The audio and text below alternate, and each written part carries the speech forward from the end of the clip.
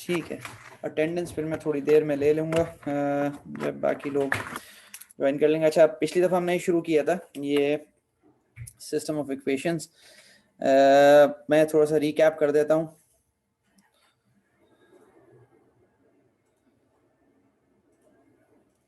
अच्छा, ये चैप्टर 12 हम देख रहे थे, mathematical methods for scientist, for engineers and scientist, और लेक्चर 4 असल में पिछली दफ़ा हमने शुरू किया था, थोड़ा बहुत आगे बढ़े थे, तो मैं थोड़ा सा रिकैप कर देता हूँ कि सबसे पहले हमने जो एग्जांपल देखा था सिस्टम ऑफ डिफरेंशियल इक्वेशन को, एक लीनियर सिस्टम का देखा था, और इसके अंदर ये कि आपके पास ये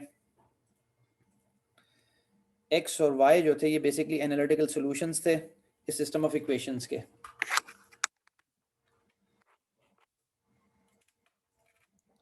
उसके बाद फिर थोड़ा मैंने एक्सप्लेन किया था इसको, फिर ये प्रूव किया था कि भाई किस तरह ये एक्स और वाई हमारे एनालिटिकल सॉल्यूशंस हैं। तो ये आपके पास एक छोटा सा प्रूफ था, और जिसके अंदर ये प्रूफ किया गया था कि ये जो आपके पास एक्स और वाई आपके पास हैं, जो एनालिटिकल सॉल्यूशंस ई माइनस टी साइन टी और ई माइनस टी कॉस टी हैं, ये वाकई में इस डिफरेंशियल इक्वेशन को सेटिस्फाई करते हैं। इसके बाद इनके फेस प्लेन की तरफ हम गए थे, और फेस प्लेन के अंदर हमने ये इक्वेशन हमने स्टैब्लिश की थी, square plus y square is equal to e minus two t sine square t e minus t two t cos square t. ये आपके पास बेसिकली ट्रिग्नोमेट्रिक आइडेंटिटी है, और मतलब ये आपके पास x जो था ये भी सोल्यूशन है, y भी सोल्यूशन है। तो ये सोल्यूशन कर्व जो आपके पास इनका बनता है, जो ट्रेजेक्ट्रीज बनती हैं फेस प्लेन के अंदर, हम थोड़ा उसको स्टडी करना चाह रहे थे, तो ये मैंने पूरा डिस्कस किया था, ये वीडियो लेक्चर मौजूद है।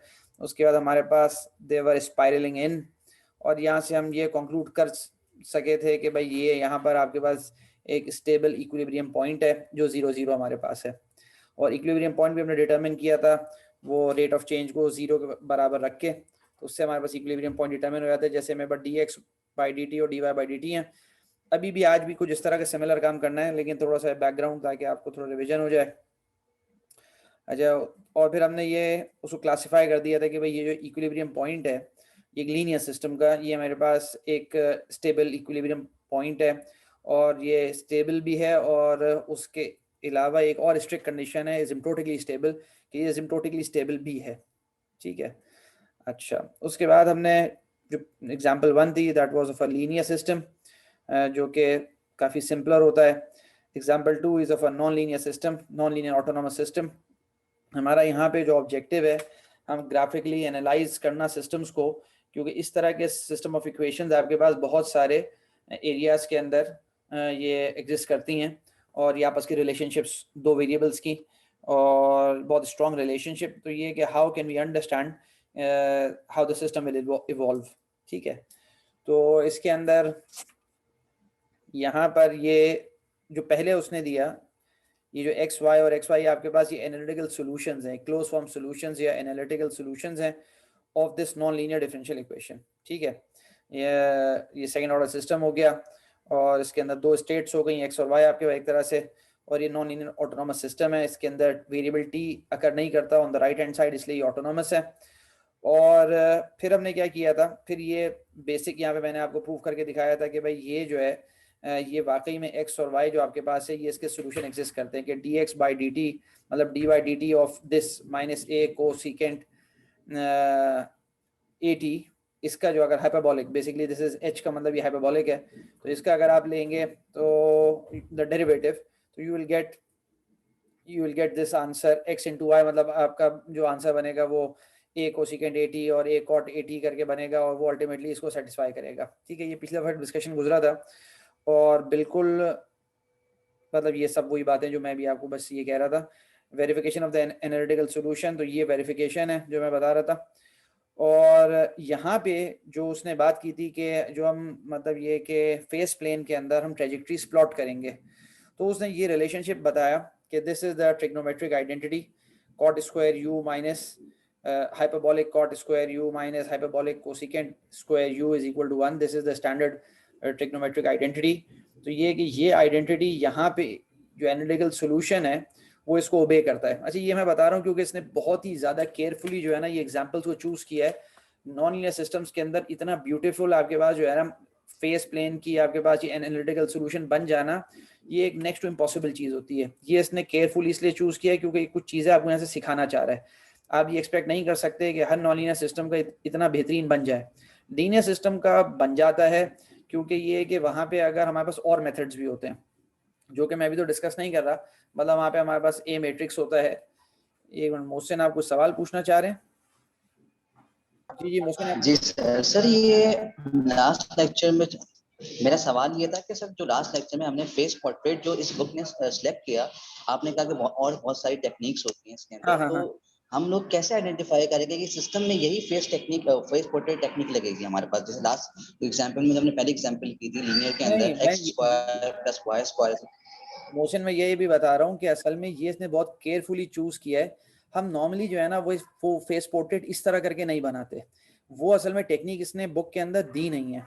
और मतलब ये कि वो मैं आपको सिखा दूंगा, कोई ऐसा मसला नहीं है। मतलब यहाँ पे असल में बुक का मेन जो ऑब्जेक्टिव था असल में फेस पोर्ट्रेट बनाने का, आपके पास मैट लैब है, साई लैब है, बहुत सारे सॉफ्टवेयर हैं, उनके अंदर कमांड्स होती हैं, आप डायरेक्टली जो है ना फेस पोर्ट्रेट बना देते हैं, बेहतरीन खूबसूरत आपके पास फेस पोर्ट्रेट आ जाता है। तो यहाँ पर असल में इसका जो ऑब्जेक्टिव है वो फेस पोर्ट्रेट बनाना सिखाना नहीं है। वो आपको वो ये बताता है कि भाई फेस पोर्ट्रेट तो मिल गया आपको, अब ये how you can analyse it, वो ये असल में समझाना चाह रहा है। और फेस पोर्ट्रेट ये कमांड है, सब कुछ है, वो आपसे शेयर कर दूंगा, कोई ऐसा मसला नहीं। और वो जो बनता जिस तरीके से कि अगर कोई भी आपको सिस्टम गिवन हो, मतलब ये है कि ये सिस्टम ऑफ इक्वेशन वो कैसे बना सकते हैं, तो वो भी मैं टेक्निक में सिखा दूंगा, वो कोई ऐसा मसला नहीं है। ठीक है, और कोई बात अगर मोहसिन, या बात क्लियर? क्लियर है सर, क्लियर है। ठीक है, तो ये कि यहाँ पे आप you try to understand the graphical analysis असल में। ठीक है, बाकी ये चीज मैं दोबारा कह रहा हूँ, इसने इतना केयरफुली चूज किया है कि मतलब ये असल में समझाना चाह रहे हैं फेस पोर्ट्रेट्स को, फेस प्लेन्स को समझाना चाह रहा है, इक्विलिब्रियम पॉइंट्स को समझाना चाह रहा है कि वो उनका बिहेवियर कैसा होता है with the help of graphical analysis. और क्योंकि इसने प्रॉब्लम इतना जबरदस्त चूज किया, तो इसका ये क्लोज फॉर्म सॉल्यूशंस बन रहे हैं इस तरह, जनरली इस तरह नहीं बनते हैं। ठीक है, खासतौर पर नॉन लीनियर सिस्टम्स के अंदर तो बहुत ही नेक्स्ट टू इम्पॉसिबल बात होती है। पिछली दफा का जो लेक्चर हमने एंड किया था, वो हमने इस बात पे एंड किया था कि ये आपके पास जो एक्स और वाई हैं, ये आपके पास इसके एनालिटिकल या क्लोज फॉर्म सॉल्यूशंस हैं। इसी तरह करके ये जो आपके पास दो इक्वेशन है, जिसका फिर मैंने क्विज भी दिया था, जो कि बहुत सिंपल असल में था। और मैंने 3-4 लोगों के क्विज देखे, तो मुझे वो अक्सरों का कॉन्सेप्ट मुझे बहुत ही ज़्यादा स्क्यूड लगा, मुझे नहीं लगा कि उन्होंने सही सॉल्व किया है। ये बहुत बेसिक मैकेनिज्म है, बहुत बेसिक सी बात थी। ये जो बात लिखी है, जो मैं आपको बता देता हूँ यहाँ पे, ये मैंने लिखा ना क्विज 1, ये जो पिछला क्विज 1 मैंने लिया, कि इसने बात यहाँ पे लिखी है कि भाई एक तो ये आपके पास एक्स और वाई जो गिवन है, किधर आपके पास जो आपके पास ये एक्स और वाई है, एक्स और वाई माइनस ए कोसिकेंट हाइपरबोलिक कोसिकेंट 80 और माइनस ए हाइपरबोलिक कॉट 80, ये सॉल्यूशन है इस सिस्टम ऑफ इक्वेशन के। वो कहते हैं इसी तरह ये जो आपके पास है y इक्वल टू एक्स और y equal to minus x, ये भी सॉल्यूशन है। और मैंने आपको क्विज में कहा था कि भाई इसको प्रूफ कर दो कि ये भी सॉल्यूशन है। अब वो प्रूफ करने का सिंपल मेथड ये कि जी जब मैं कहता हूँ कि भाई y इक्वल टू एक्स एक सॉल्यूशन है, तो ये बहुत मतलब सर्कुलर सा आर्गुमेंट आपको लगेगा, आप बोलेंगे ये क्या बात हुई, लेकिन ये सिंपल हमें प्रूफ करना। वेट अ मिनट, असल में मेरा जो है ना ये पूरा स्क्रीन, एक मिनट, तो मेरे पास y इक्वल टू एक्स एक सॉल्यूशन है और I need to prove from here. अच्छा, अब यहाँ पे मेरे पास I need to prove that y is equal to x is also, chat window पे किसी ने कुछ लिखा है, मोहम्मद मोहसिन, ठीक है, हाँ, y x is also a solution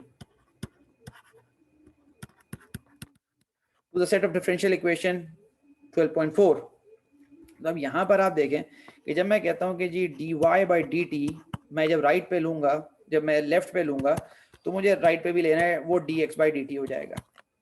ठीक है, dy by dt is equal to dx by dt, और मुझे somehow I have to prove that y is equal to x is also a solution। फिर चैट विंडो पे किसी ने कुछ लिखा है,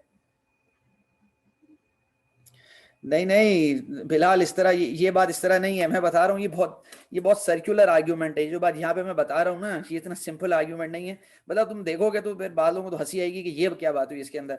dy by D t is equal to d x by D t, मेरे पास असल में मुझे देखो प्रूफ क्या करना है, मैं दोबारा बताता हूँ। मुझे सिंपल ये प्रूफ करना है y is equal to x is also a solution to this system of equation, जिस तरह उसने वहां प्रूफ किया। अब यहाँ पे कैसे प्रूफ करते हैं, मैं पहले वो स्टेप बता देता हूँ। देखो इसने क्या किया, जब वो ये प्रूफ करता है कि जी आपके पास x is equal to minus a hyperbolic cosecant, अभी मेरा ये असल में ये जूम ही नहीं चल रहा है, आज कुछ लैपटॉप का मसला हुआ है।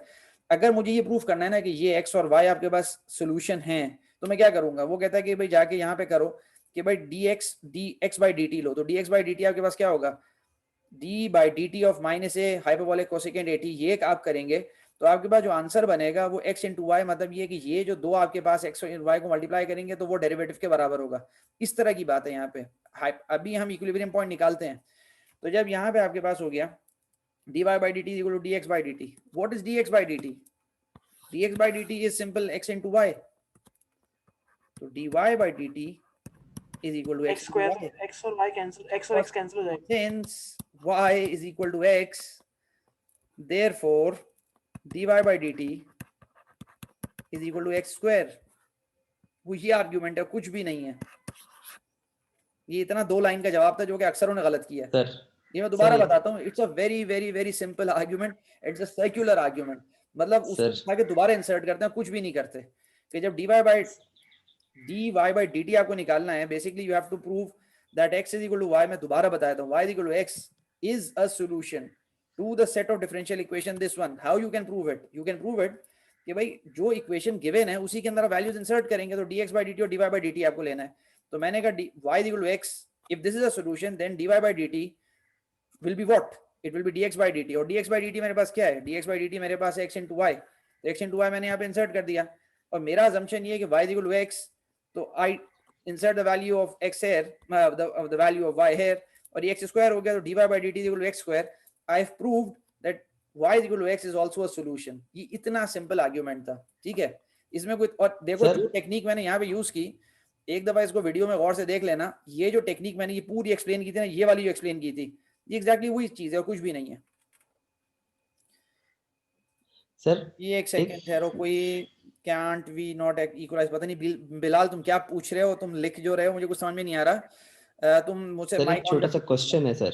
जी जी जी सर ये जो आप कर रहे हैं ना सर, जो भी मैथमेटिकल चीजें हो रही हैं, हाँ हाँ ये समझ में आ रही हैं, ये हो रही हैं। अब क्योंकि अब ये हो क्यों रही है ये समझ नहीं आ रहा। मिसाल के तौर पर मैं एग्जांपल दे रहा हूँ, 2 + 2 = 4 समझ में आ गया। अब ये 2 + 2 हमने किया क्यों है, क्योंकि शायद आपके पास आगे की अंडरस्टैंडिंग है कि हम किस डायरेक्शन में जाएंगे। तो मुझे बहुत सारा डिस्कनेक्ट फील हो रहा है चीजों को इस क्यों के जवाब को समझने में। मतलब अभी जो हमने बात की कि ये एक वो डिफरेंशियल इक्वेशन है, वो जो हमने 12.4 थी। अब दिया गया कि 12.4 का x is equal to y और x is equal to -5 solution है। प्रैक्टिकली हम कहना क्या चाह रहे हैं, सोल्यूशन ऐसे मतलब क्या है हमारा, हम ये कहना चाह रहे हैं कि नदीम साहब मैं आपको बताता हूँ, जस्ट अ मिनट। असल में मसला सारा ये है कि हम आगे जाके जब इस तरह के मॉडल्स को हम देखते हैं, अब ये मॉडल जो है 12.2 जो आगे भी आएगा, ये बहुत डिटेल्ड मॉडल है। और फिर ये कि इसको थॉरो पूरा अंडरस्टैंड करना, मतलब इसका जो पूरा एनालिसिस है, मतलब ये मैं इसलिए आपको थोड़ा ट्रेवर्स कर रहा हूँ यहाँ से ताकि आपको आइडिया हो कि ये जो चीजें पूरी अंडरस्टैंड करना, इसके लिए बैकग्राउंड नॉलेज की जरूरत है। ये आहिस्ता आहिस्ता जब भी मैं थोड़ा मतलब इस पे ये जो आज के लेक्चर में मुझे पूरा देखना है कि यहाँ पे जितने भी ये ग्राफ्स हैं इनको अंडरस्टैंड करना, और फिर इन ग्राफ्स का जो आपके पास रियलिटी से ताल्लुक होता है, वो ये दो एग्जाम्पल्स आगे आएंगी। आज जो है मतलब आज एक एग्जाम्पल प्रॉब्लली पूरी डिटेल में सॉल्व हो जाए। ये असल में इनको समझना कि आपके पास रियल वर्ल्ड के अंदर, मतलब अगर हम ये मॉडलिंग अप्लाई करते हैं तो रियल वर्ल्ड में होता क्या है, और ये कि how we can conclude what is going to happen. जैसे ये कि बहुत सिंपल मॉडल्स हमने चैप्टर 1 के अंदर देखे, जिसके अंदर कुछ फाइनेंशियल मॉडल्स थे, या कुछ आपके पास जो है ना ये ग्रोथ मॉडल थे, या आपके पास बॉडी के अंदर आपके पास किस तरह एक मतलब ये डोज, मतलब ये कि किस तरह डिसॉल्व होती है और किस तरह उसका मतलब ये कि क्या उसका आफ्टर इफेक्ट होता है, वो सारे के सारे डिफरेंशियल इक्वेशन मॉडल्स हैं। वहां पे चैप्टर 1 के अंदर हम न्यूमेरिकल टेक्निक्स यूज कर रहे थे, जिसको हम एनालाइज नहीं कर सकते थे। हम ये नहीं बता सकते थे राइट एट द बिगनिंग कि लॉन्ग टर्म इफेक्ट क्या होगा। यहाँ पे जो चैप्टर 12 के अंदर हमारा जो मेन ऑब्जेक्टिव है कि if you have the differential equation, we are not going to solve the differential equation, हम उसका आइटरेटिव सॉल्यूशन कि हमें अगर लेट सपोज आफ्टर 10,000 आइटरेशंस मुझे मालूम करना है कि होगा क्या, तो ये कि मुझे ग्राफिकल एनालिसिस से पहले ही पता चल जाएगा कि अगर मैंने जो मेरे इनिशियल कंडीशंस है या मेरी ये कंडीशन है जिससे मैं जो है ना अपने सिस्टम को इवॉल्व करवा रहा हूँ, तो अल्टीमेटली क्या होगा। तो हम लोग असल में जो अभी मैथ्स देख रहे हैं linear and non linear systems की या ग्राफिकल एनालिसिस जो समझ रहे हैं, वो आगे अप्लाई होगा। आगे जो एक एग्जांपल मतलब एक यहाँ पे जो अभी आज सॉल्व होगी प्रॉब्लली, और एक फिर अगले हफ्ते इंशाल्लाह। और फिर यही इसी तरह के मॉडल्स यहाँ पे तो उसने आपको सिंपल मतलब ये प्रेडेटर प्रे मॉडल या बायोलॉजिकल सिस्टम्स हैं, यही चीजें आपके पास सर्किट्स में लगती हैं, और यही चीजें आपके पास जो है ना हमारे कंट्रोल्स में लगती हैं, और यही चीजें आपके पास जाके दूसरे और सिस्टम्स के अंदर लगती हैं। इसलिए हम ये चीज पढ़ रहे हैं। तो ये आपके मतलब बात का आंसर कि अभी जो चीज हम देख रहे हैं इट्स ऑल थ्योरी बेसिकली, लेकिन जो अभी इसके बाद जो मतलब आज तकरीबन मेरे हिसाब से ये पूरा बेसिक थ्योरी गुजर जाए, उसके बाद फिर हम एक्चुअल उन एग्जांपल्स पे जाएंगे जो रियल वर्ल्ड एग्जांपल्स हैं, ताकि वहां पे इसकी एप्लीकेशन का अंदाजा हो, इसकी एप्लीकेशन क्या है। अब ये जो बिहेवियर आपके सामने नजर आ रहा है लिमिट साइकिल का, तब हमारे पास मतलब ये लिमिट साइकिल का बिहेवियर बहुत दफा हम मतलब ये कि इसको इस बिहेवियर को कि मतलब ये कि हम जीरोइंग इन कर रहे हैं, हम आहिस्ता आहिस्ता स्टेबिलिटी की तरफ मूव कर रहे हैं। तो ये बहुत दफा हमारे पास प्रैक्टिकल कंट्रोल सिस्टम्स के अंदर हम यूज करते हैं कि वहां पे हम सिस्टम को इवॉल्व करते हैं, we let the system to oscillate. हमें पता है कि with the passage of time इसकी ऑसिलेशंस डाई कर जाएंगी। ये बिहेवियर मतलब हम पहले बता सकते हैं without simulating, without actually executing the system. इस तरह का ये कॉन्सेप्ट है कि आपको पूरा ग्राफिकल एनालिसिस से अंडरस्टैंडिंग डेवलप हो सिस्टम्स की। I hope this answers your question. लेकिन ये कि we are just at the beginning, मतलब यहाँ पे अभी जो है ना कोई इसके अंदर प्रैक्टिकल एग्जांपल आगे आएगी तो उससे इंशाल्लाह आपको बात क्लियर हो जाएगी। और फिर ये कि इसके अंदर मैं जो प्रोजेक्ट्स हैं इस बुक के अंदर या और जो एग्जांपल्स हैं वो मैं इंशाल्लाह आप देना शुरू करूंगा आहिस्ता आहिस्ता, क्योंकि बेसिक अंडरस्टैंडिंग डेवलप हो जाएगी, फिर उससे आपको एनालिसिस का आइडिया होगा कि how you can analyse the system. अच्छा, ये कि यहाँ पर और कोई क्वेश्चन पूछ रहा था सर?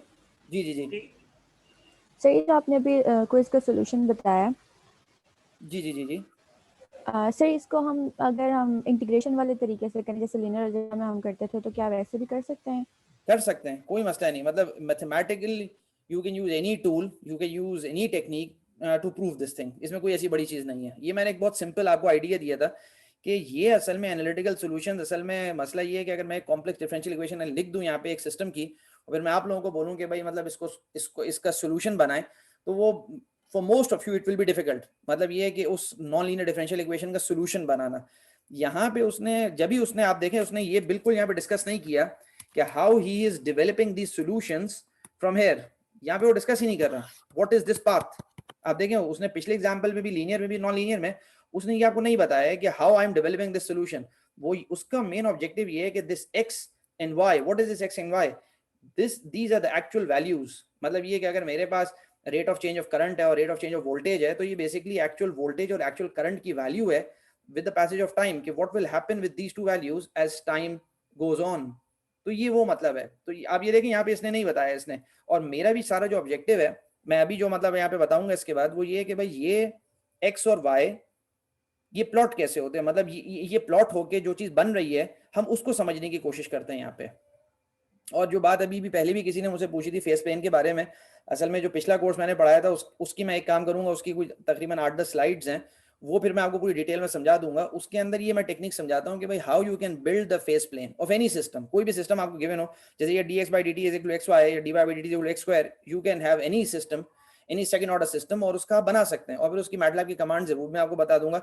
लेकिन आपने बना तो लिया, लेकिन how you can understand this system, वो इंपॉर्टेंट बात है, वो यहाँ पे समझना है असल में। अच्छा,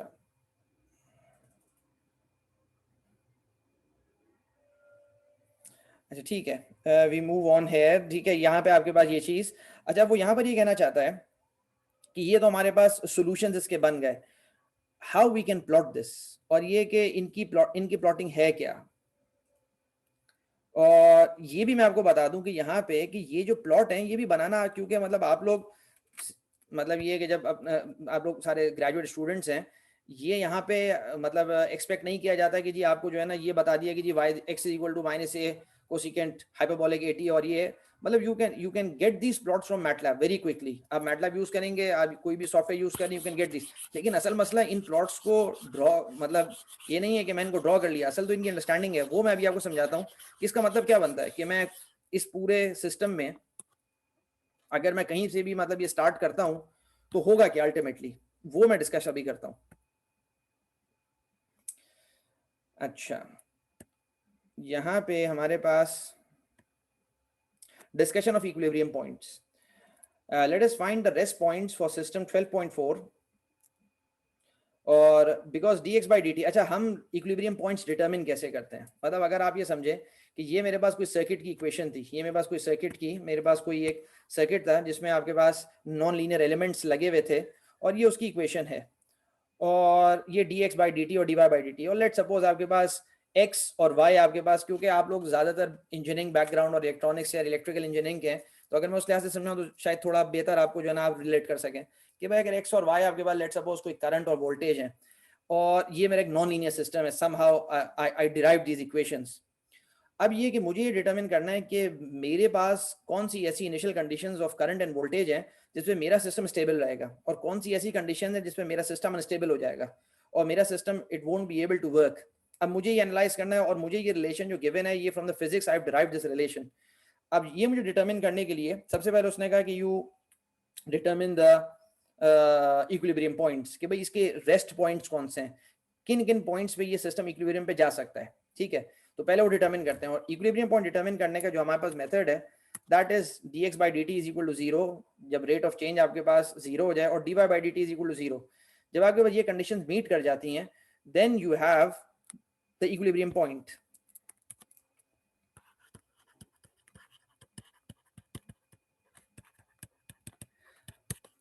मेरे पास असल में अभी मेरे पास घर में किताब नहीं है, यूनिवर्सिटी में वो प्रॉबेबली रखी हुई है जहाँ पे इन्वर्टेड पेंडुलम्स के जो है ना मतलब ये है कि वो फेस पोर्ट्रेट्स हैं क्योंकि बड़े एक्स्ट्रॉर्डनरी हैं। मेरे पास घर में आई डोंट थिंक सो, अगर मैं देखूंगा ब्रेक में अगर मुझे मिल जाए, मेरे घर में किताब रखी हुई हो। इन्वर्टेड पेंडुलम्स का जो कॉन्सेप्ट है वो आपके पास जो है ना वो मिसाइल लॉन्चिंग पैड में यूज होता है और ये कि अगर वो आप देखें तो आपको अंदाजा हो कि फेस पोर्ट्रेट से मुझे अंदाजा होता है कि भाई ये वो इनिशियल कंडीशंस हैं इन्वर्टेड पेंडुलम की। कंट्रोल्स का एक हमारा बहुत स्टैंडर्ड प्रॉब्लम है कि इन इनिशियल कंडीशन से मैं अगर शुरू करूंगा तो मेरी ट्रेजेक्ट्री जो है ना इट विल कन्वर्ज, और अगर मैं इन से शुरू करूंगा तो माई ट्रेजेक्ट्री वोंट कन्वर्ज। तो ये है कि मेरा जो इन्वर्टेड पेंडुलम का जो कॉन्सेप्ट है या मिसाइल लॉन्चिंग के अंदर, तो ये है कि ये कंडीशन मेरी होनी चाहिए तब जाके मैं स्टेबलाइज कर सकता हूँ, देन आई कैन लॉन्च। ठीक है, तो ये मैं सिर्फ एग्जांपल मोटिवेशन के लिए देता हूँ ताकि आपको आइडिया हो कि भाई ये सब चीजें आप जो पढ़ रहे हैं ये इतनी बोरिंग मैथ्स नहीं है, this is actually applied in real practice. अच्छा, अब इक्विलिब्रियम पॉइंट हम जो डिटरमिन करते हैं dx by dt is equal to 0 and dy by dt must also be 0, the rate of change must be 0। अब यहाँ पे हमारे पास what this gives me, xy is equal to 0 and x square is equal to 0, और यहाँ पे हमारे पास xy is equal to 0। अब वो यहाँ पर ये कहता है कि जी मेरे पास इनसे मैं इक्वेशंस ऑफ द लाइंस में डिटरमिन करता हूँ कि जी कौन कौन सी मेरी वो लाइंस की इक्वेशंस हैं जिनसे मुझे अंदाजा होता है कि जी मेरे जो सिस्टम जो है वो आपके पास इक्विलिब्रियम पे रहेगा। मैं अभी इस ग्राफ को भी अभी मैं बिल्कुल टच नहीं कर रहा, अभी मैं इसको बताता हूँ आपको ये है क्या चीज। Let us find the rest points for the system 12.4 because dx by dt is equal to 0 and dy by dt is equal to 0 hold simultaneously wherever x is equal to 0. All points along the y axis are the rest points for the system। तो उसने सबसे पहली तो ये बात कही कि जी आपके पास जो y axis है, this is x, this is y and the equation for the y axis is x is equal to 0।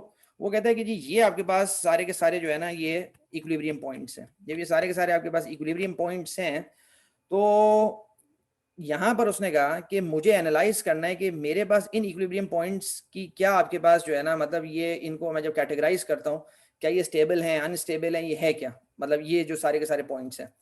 अच्छा, यहाँ पर उसने इंपॉर्टेंट बात की कि x इज इक्वल टू 0 उसने कहा, और उसने एक यहाँ पे इंपॉर्टेंट बात की कि व्हेनेवर मतलब this holds these two dx by dt and dy by dt is equal to 0 whenever x is equal to 0। मतलब अगर मैं y is equal to 0 कर दूं, y is equal to 0 आपके पास क्या होगा, it will be the x axis। तो y is equal to 0 करूंगा तो वो मेरे पास इक्विलिब्रियम पॉइंट नहीं है। कोई आप में से रीजन बता सकता है इसका क्यों? Let me show you the equations. और यहाँ पर जो बात है क्योंकि सेकंड पॉइंट हमारा y is equal to सही है, जिन्होंने कहा कि आवाज तो मुझे बहुत डिस्टॉर्ट हो गई, लेकिन बिल्कुल सही रीजन है कि जी मेरे पास असल में मैथ्स के अंदर the most important thing is to understand why this is happening. मतलब दुनिया के अंदर जो है ना अक्सर लोग मैथ्स भी समझते हैं और अक्सर लोग मतलब रियल कंडीशंस भी समझते हैं, लेकिन ये कि वो रिलेट नहीं कर पाते। सबसे बड़ा मसला हमारे यहाँ मतलब इंजीनियरिंग के अंदर खास तौर पे वो यही प्रॉब्लम होता है कि आपके पास मैथ सारी लिखी हुई है, थ्योरी भी लिखी हुई है, लेकिन ये कि जब रियल वर्ल्ड के अंदर कोई मुझे रिजल्ट मैं देखता हूँ, एक्सपेरिमेंटल रिजल्ट, तो मुझे समझ में नहीं आता कि इसका इस mathematical equation how this is governing this, जो कि मोस्ट इंपॉर्टेंट चीज होती है, मतलब ये कि एक थॉरो अंडरस्टैंडिंग के लिए। यहाँ पे अगर आप गौर से देखो, अगर मैं x को जीरो कर दूं तो dx बाई dt भी जीरो हो जाएगा, dy बाई dt भी जीरो हो जाएगा, मतलब दोनों रेट ऑफ चेंज खत्म हो जाएंगे अगर मैं x को जीरो कर देता हूँ।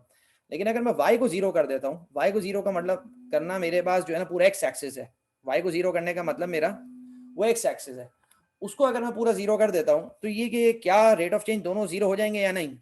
नहीं होंगे, dy by नहीं dt होंगे, जीरो। क्योंकि dy बाई dt आपके dy पास by x पे डिपेंड करता dt है और dy बाई dt आपके पास जीरो नहीं होगा। मतलब ये बिल्कुल पॉसिबल है कि मैं x एक्सिस पे मूव कर रहा हूँ, I am moving on the x axis, I am moving on the x axis, let me highlight this, I am moving on the x axis. इसकी इक्वेशन मेरे पास है y is equal to zero, the x axis equation. जब मैं y is equal to zero कर दूंगा तो मेरे पास ये dx बाई dt तो जीरो हो जाएगा, लेकिन y जो है ना, I can not guarantee y कि dy बाई dt क्या होगा, ठीक है? तो ये एक रीजन, मतलब ताकि आप लोगों को ये बात क्लियर हो।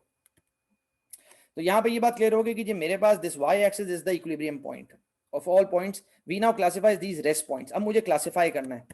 अच्छा दोबारा यहाँ, अब मैं यहाँ पर आता हूँ कि यहाँ पर ये जो मेरे पास पूरा फेस पोर्ट्रेट बना, उसने भारत यहाँ पे एक रीजन दिया हुआ है कि ये हाइपरबोलास कैसे बन रहे हैं। ये हाइपरबोला आपके पास, क्योंकि you have the equation y square minus x square is equal to a square, और जो उसने बहुत ही ब्यूटीफुली जो है ना डिराइव की, I repeat this again and again and again, कि आपके पास इतना ब्यूटीफुल नहीं बनता और मैं आपसे एक्सपेक्ट भी नहीं करता और ये बनते भी नहीं है।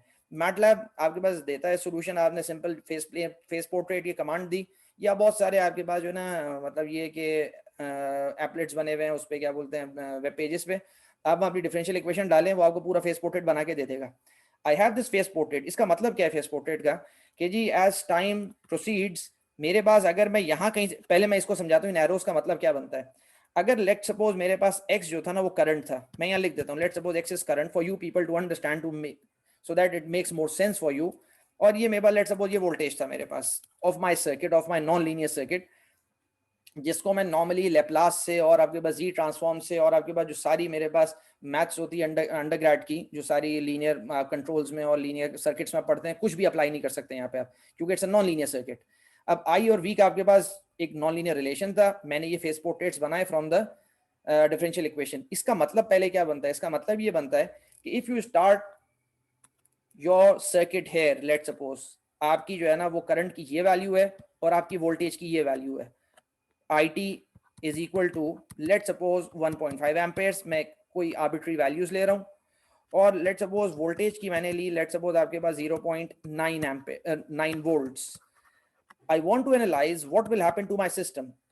This graph is telling me, this graph which is generated from the analytical solution of the differential equation, this graph is telling me as time proceeds what will happen.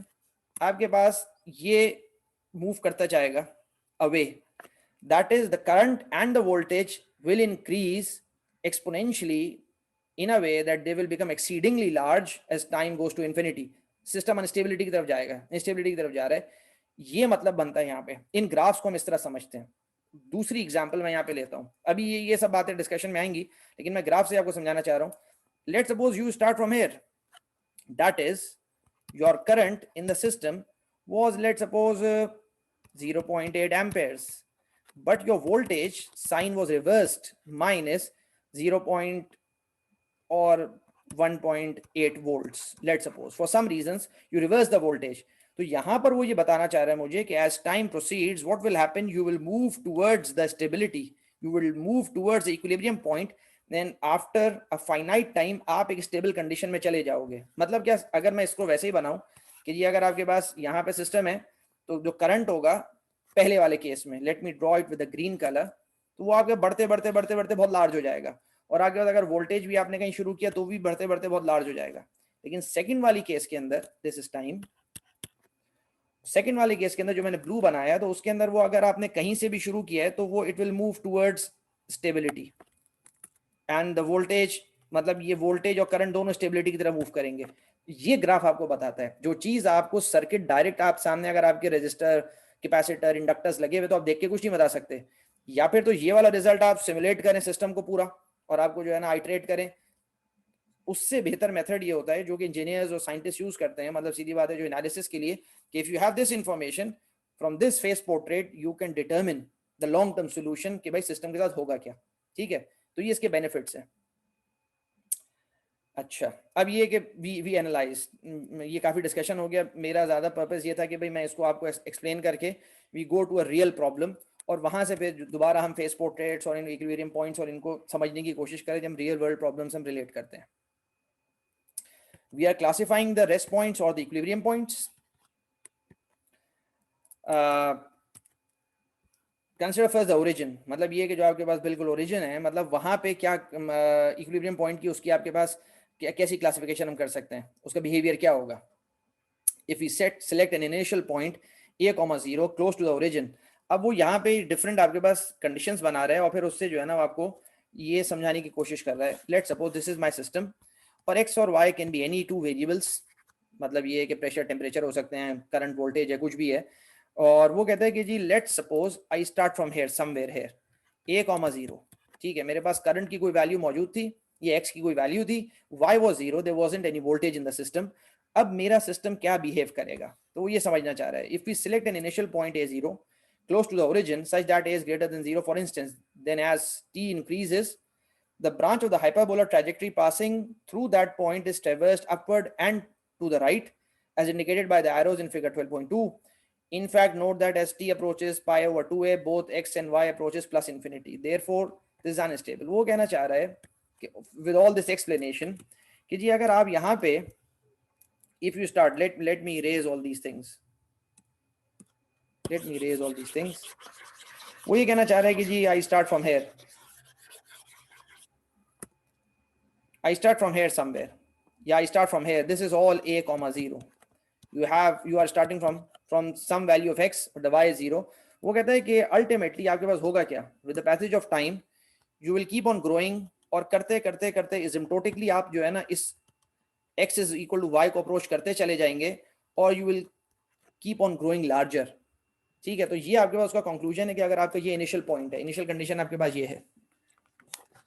इसी तरह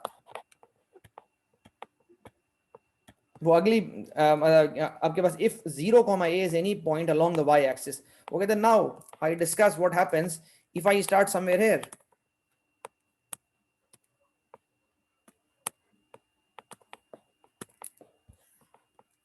if I start somewhere here, और ये कहता है कि आपके पास this is 0, a, तो if I start here, if 0, a is any point along the y axis for a positive, for the positive values, that is the first and the second quadrant, the point 0, a is unstable। For instance, whenever a particle starts along a trajectory near 0, a, the trajectory is traversed upward and away from the 0.0, a as indicated by the trajectories, and whether the trajectory moves to the left or to the right depends on whether the first or second quadrant is selected for the starting point। तो वो कहता है कि अगर मैं जाके गौर से देखूं इस फेस पोर्ट्रेट को, तो इसके अंदर वो कहता है कि no matter even if you start from here, मतलब ये तो इक्विलिब्रियम पॉइंट। अच्छा, एक बात आप में से जिसको अंडरस्टैंडिंग अगर सही डेवलप हो गई, let me draw this point. ये मैं 2 पॉइंट्स बनाता हूँ, एक पॉइंट मैंने ये बनाया और एक पॉइंट मैंने बनाया आपके पास यहाँ पर, the magenta and the green point. इनमें क्या डिफरेंस है, मैजेंटा के साथ क्या होगा लॉन्ग टर्म बिहेवियर और ग्रीन के साथ क्या होगा? सर दोनों के साथ बिहेवियर सेम होगा क्योंकि एक ही उस पे लाई कर रहे हैं, तो ये जैसे जैसे ग्रो कर रहे हैं तो ये अनस्टेबल होते जाएंगे। असल में सर जो मसला ग्रीन पॉइंट मैजेंटा जो उधर ही है रहेगा और ग्रीन वाला जो है वो वो grow शिफ्ट होते करेगा, चले जाएंगे, क्योंकि green मैजेंटा वाला रेस्ट पॉइंट पे है। green वाला will keep on growing, but this magenta will remain where it is because it is a rest point, it is lying on the y axis। ये इंपॉर्टेंट बात है क्योंकि y axis is equilibrium point, ये पूरा का पूरा आपके पास equilibrium है। तो अगर मैं यहाँ से शुरू करूंगा, मतलब जो पहले मैंने एग्जांपल दी थी of this one, if you start from this point, if you don't perturb the system it will remain as it is। लेकिन अगर आप यहाँ से कहीं से शुरू करते हैं then it will fall, it will move away। ठीक है, तो आपके पास वो कहते हैं कि आप कहीं से भी शुरू करें इसके करीब से, either in the first or the second quadrant, your system will become unstable, और आपके पास ये जितने पॉइंट्स हैं सारे के सारे अनस्टेबल हैं। तो अब मैं कलर कर देता हूं कि उसने सबसे पहले जो डिस्कस किया, उसने इस पॉइंट को डिस्कस किया, ओरिजिन को। उसने कहा ओरिजिन आपके पास अनस्टेबल है। उसके बाद उसने डिस्कस किया ये येलो पॉइंट्स को, कि येलो पॉइंट्स के पास भी अगर आप शुरू करेंगे ना तो ये सारे के सारे अनस्टेबल है। ठीक है, these are unstable points. और अगर the blue one is also unstable. अच्छा, उसके बाद आपके पास now let me look at the bottom ones कि आपके पास जो ये नीचे आपके पास जो नेगेटिव y एक्सिस में उनके बारे में क्या चीज है. The rest point 0, b when the value of x is 0 and the value of b is negative. This is negative value. That is if I am starting here somewhere here. मैं यहाँ कहीं शुरू करता हूँ इसके पास. देखो दोबारा मैं एक बात कहता हूँ, अगर if you start here you will keep on sitting at the same place, you won't move because you are at the equilibrium point. But what happens if you are here somewhere, यहाँ पे अगर आप शुरू करोगे तो क्या आप मतलब ये कि सिस्टम ब्लास्ट कर जाएगा, सिस्टम ग्रो करके नेगेटिव में चला जाएगा? What will happen with the system? Who can tell me this? Equilibrium, क्योंकि ये बाउल की तरह है, बाउल के बीच में जो है ना आके सेटल डाउन हो जाएगा. वेट अ मिनट बिलाल, इस फिगर को समझना जरूरी है असल में, और ये सारे के सारे आपके पास ये डेरिवेटिव से आते हैं. ठहरो मैं इसको जूम कर देता हूँ. असल में मेरा ऑब्जेक्टिव यहाँ पे कि फेस पोर्ट्रेट आपको पढ़ना कम से कम आ जाए. आप इसको देखें ना तो आपको पता चले अच्छा यार इसका ये मतलब बनता है.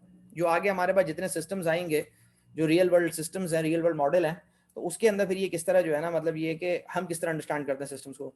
अब उसने यहाँ पर कहा कि जी let's suppose if I start from here somewhere from this brown point. वो कहते हैं with the passage of time what will happen, you will move towards the equilibrium point.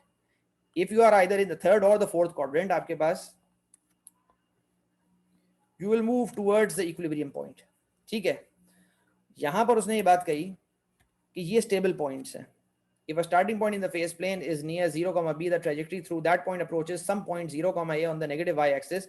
मतलब अगर आप यहाँ कहीं लाई करते हैं, इसके करीब आपने कहीं शुरू किया, तो ये कि आप अल्टीमेटली मूव करके यूं चले जाएंगे, मतलब 0, a की तरफ चले जाएंगे. For instance a particle starting very close to and to the left of the point 0, b will move along some trajectory when given by x is equal to minus this one, when this ultimately मतलब अगर आप यहाँ पे भी शुरू करते हैं somewhere here, you will move towards the equilibrium. ठीक है, तो ये मुझे फेस पोर्ट्रेट से पता चलता है कि कौन से पॉइंट्स पे इक्विलिब्रियम मिलेगा, कौन से पे नहीं मिलेगा. As time advances, the moving particles gets increasingly close to but never reaches the rest point.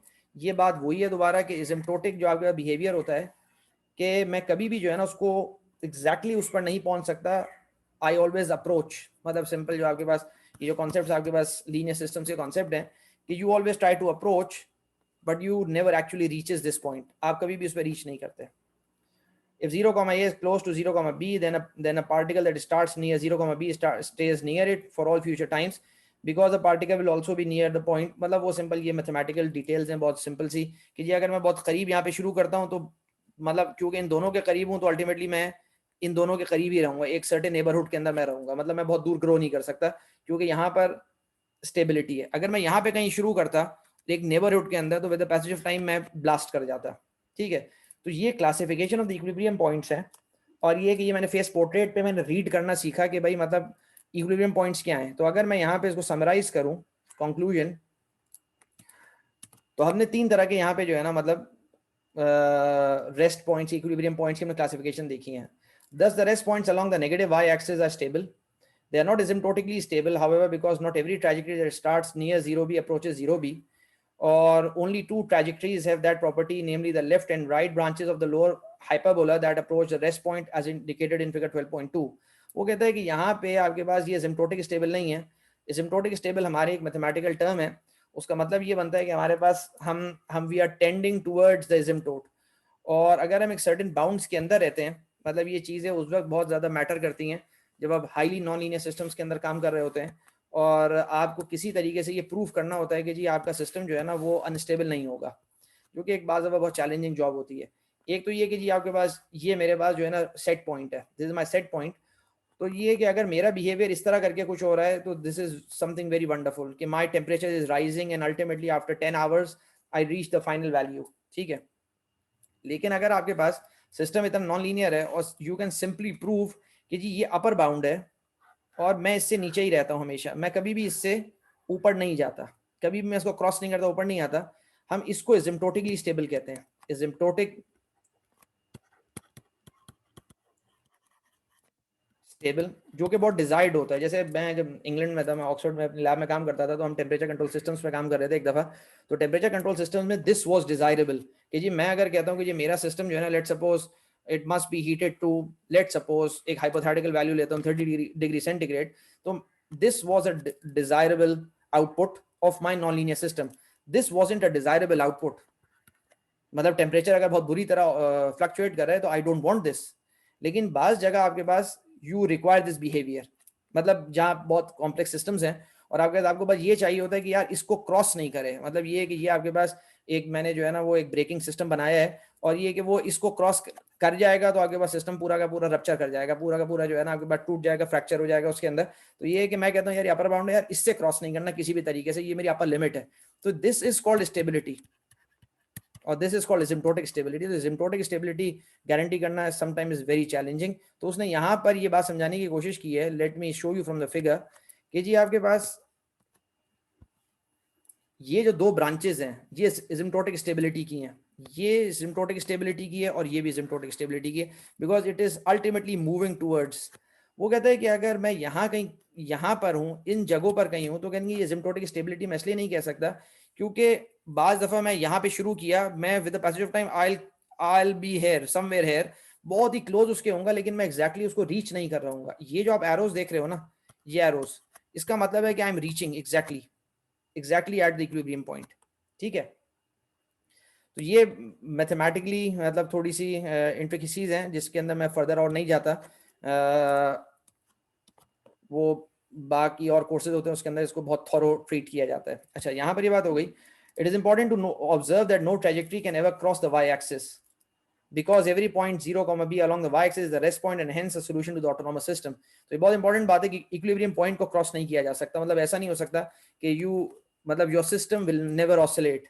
अगर आपका सिस्टम ऐसा बना हुआ है तो ये नहीं है कि यू स्टार्ट फ्रॉम हेयर और you move here and then again you move back here and then you move back here. No, this can't happen in your system. Oscillations नहीं हो सकती हैं इसके अंदर। ऑसिलेशंस कब होती हैं वो हम आगे बहुत डिटेल में देखेंगे कि कब वो सिस्टम हमारे पास ऑब्जर्व कर सकते हैं। Now we move to this example है। जब बार बार मैं दोबारा ये कहता हूँ कि यहाँ पर उसने सिर्फ ये एक मॉडल दिया हुआ है, लेकिन ये मॉडल आपके पास बहुत दफ़ा आपके पास फाइनेंशियल सिस्टम से भी लगता है, या बहुत दफ़ा यही वाला मॉडल आपके पास कोई मतलब आपके पास कोई कंट्रोल सिस्टम्स में भी ये वाला मॉडल वैलिड होता है आपके पास। तो ये मॉडल उसने सिर्फ हाइपोथेटिकल लिया है और फिर समझाने की कोशिश की है इसको कि आप एनालाइज किस तरह करते हैं, so that you can be able to analyse your systems which in which ever field you are working, वहाँ पे आप एनालिसिस ये वाला कैरी आउट कर सकते हैं। प्रॉब्लम आइडेंटिफिकेशन क्या है यहाँ पे? Imagine a small pond that is mature enough to support wildlife, or we desire to stock the pond with game fish, say trout and bass. Let xt denote the population of the trout at any time t. तो ये आपके पास इसकी population हो गई, and let yt denote the bass population. तो आपके पास you have these two fishes, x और y मैंने उसको कहा, और is coexistence of the two species in the pond possible? अब ये सवाल जो है, let's suppose people from ecology or from some other department who study animal population, animal behavior जो आपके पास होते हैं, तो अब उनके लिए ये सवाल जैसे मतलब ये है कि ह्यूमंस के अंदर there's a big field, मतलब मेडिकल साइंस में एपिडेमियोलॉजी के अंदर they look at all these models और फिर उससे वो जो है ना वो प्रेडिक्ट करते हैं कि आगे सिचुएशन होगी क्या। they develop these models। इसी तरह का यहाँ पर एक मॉडल उसने बनाया कि भाई if is coexistence of the two species in the pond possible, if so how sensitive is the final solution of population levels to the initial stockage levels and external perturbations। अब ये एक genuine question है जो let's suppose this question comes from some people working in working for animal behavior in order to study how animals behave और उनकी populations को understand। अब वो maths के लोग नहीं होते हैं लेकिन वो आपको बता सकते हैं। जैसे मैं फजी कंट्रोल्स का आदमी हूँ, फजी कंट्रोल्स की ब्यूटी ये है कि आपके पास जो ह्यूमन ऑपरेटर्स होते हैं, जो आपके पास जो बिल्कुल लेमैन होते हैं, जिनकी टेक्निकल नॉलेज नहीं होती लेकिन वो अंडरस्टैंड करते हैं हाउ द सिस्टम वर्क्स, वो आपको बता सकते हैं ये मैं करता हूँ तो इस तरह का आउटपुट आता है, तो मैं उनके बिहेवियर्स पूरे के पूरे अपने कंट्रोल्स में ला सकता हूँ। इसी तरह यहाँ पर कि भाई वो लोग जो उन फील्ड्स में काम करते हैं, they can explain you but they can't build the model, you can build the model then you can do the analysis.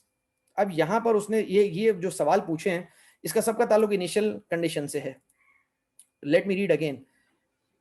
How sensitive is the final solution, what will happen as t goes to infinity, ये हमारी जबान में हो गया, of population levels to the initial stockage levels to the initial conditions and external perturbations. External perturbation जो मैं पिछले chapters में आपको समझा चुका कि एक्सटर्नल पर्टर्बेशन किस तरह ऐड करते हैं सिस्टम के अंदर। यहाँ पे हमारे पास assumptions, the level of the trout population xt depends on many variables, the initial level x naught, मतलब अब यहाँ पे मॉडलिंग शुरू करता है वो, मतलब ये है कि how we can model this behavior। initial level आपके पास x naught हो गया, the amount of competition for limited resources and the existence of predators and so forth, मतलब कोई और ऐसा बड़ी मछली है जो उनकी शिकार कर रही है उनको, initially we assume that the environment can support an unlimited number of trout so that in isolation we always start from very very simple models।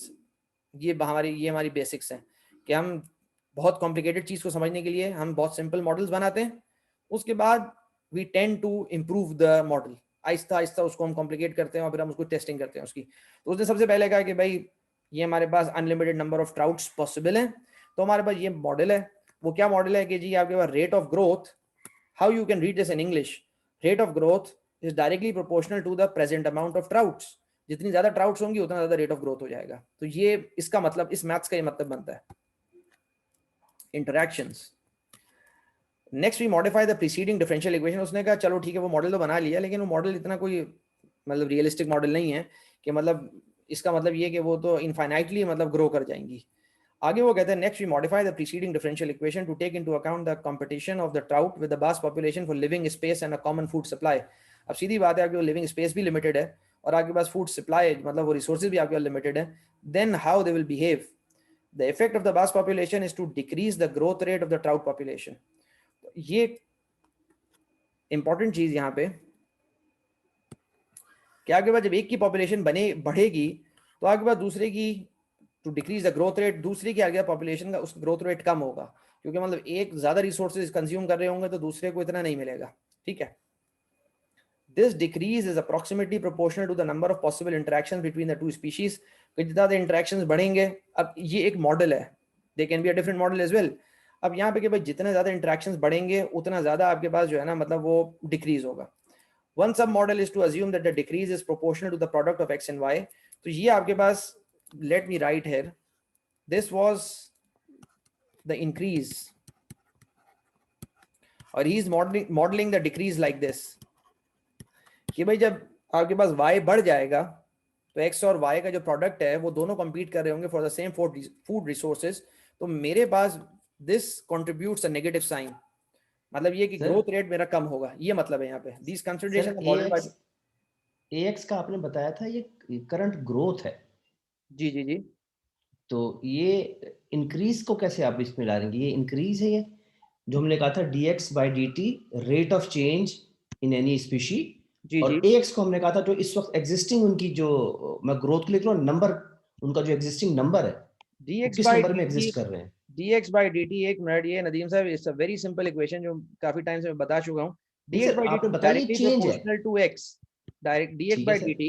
तो यहाँ पे हम सर इसको अंडरस्टैंड करते हैं कि my rate of change of x is directly proportional to x, the current population। When ठीक है, this increases, the rate also increases। ये मतलब बनता है यहाँ पे इसका। ax को मैंने पहले सर समझा है कि ये कोई एक क्वांटिटी है असल में जो x कि क्वांटिटी है, ये आपके पास प्रोपोर्शनैलिटी कांस्टेंट है, x आपके पास क्वांटिटी है और a जो आपके पास है दिस इज डिटरमिन्ड एक्सपेरिमेंटली।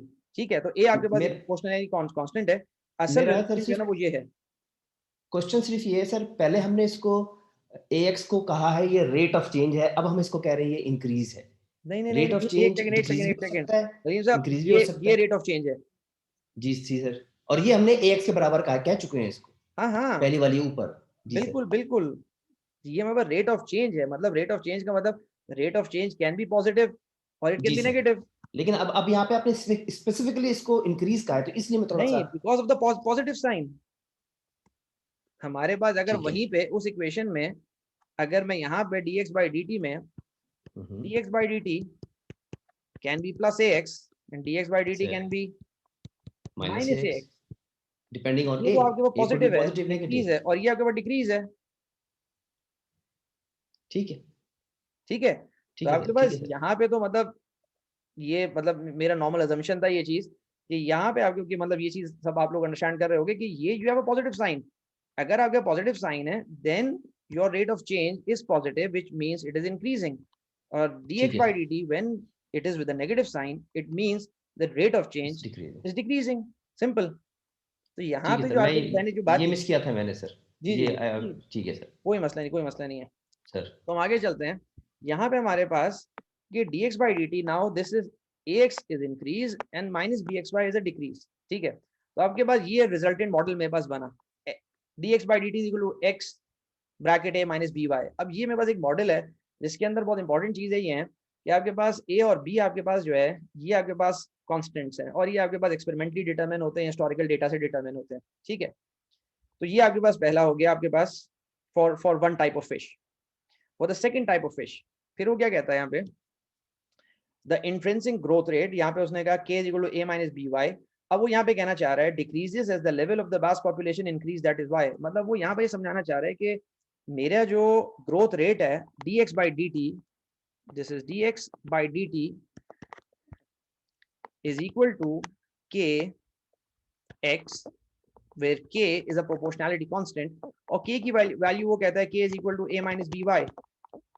और वो ये कहता है कि जी अगर y की वैल्यू बहुत ज्यादा बढ़ जाएगी, मतलब ये कि दूसरी पॉपुलेशन अगर बहुत ज्यादा बढ़ जाएगी तो मसला ये होगा if this increases too much this k will go down, this will become a negative sign and my rate of change of x will decrease।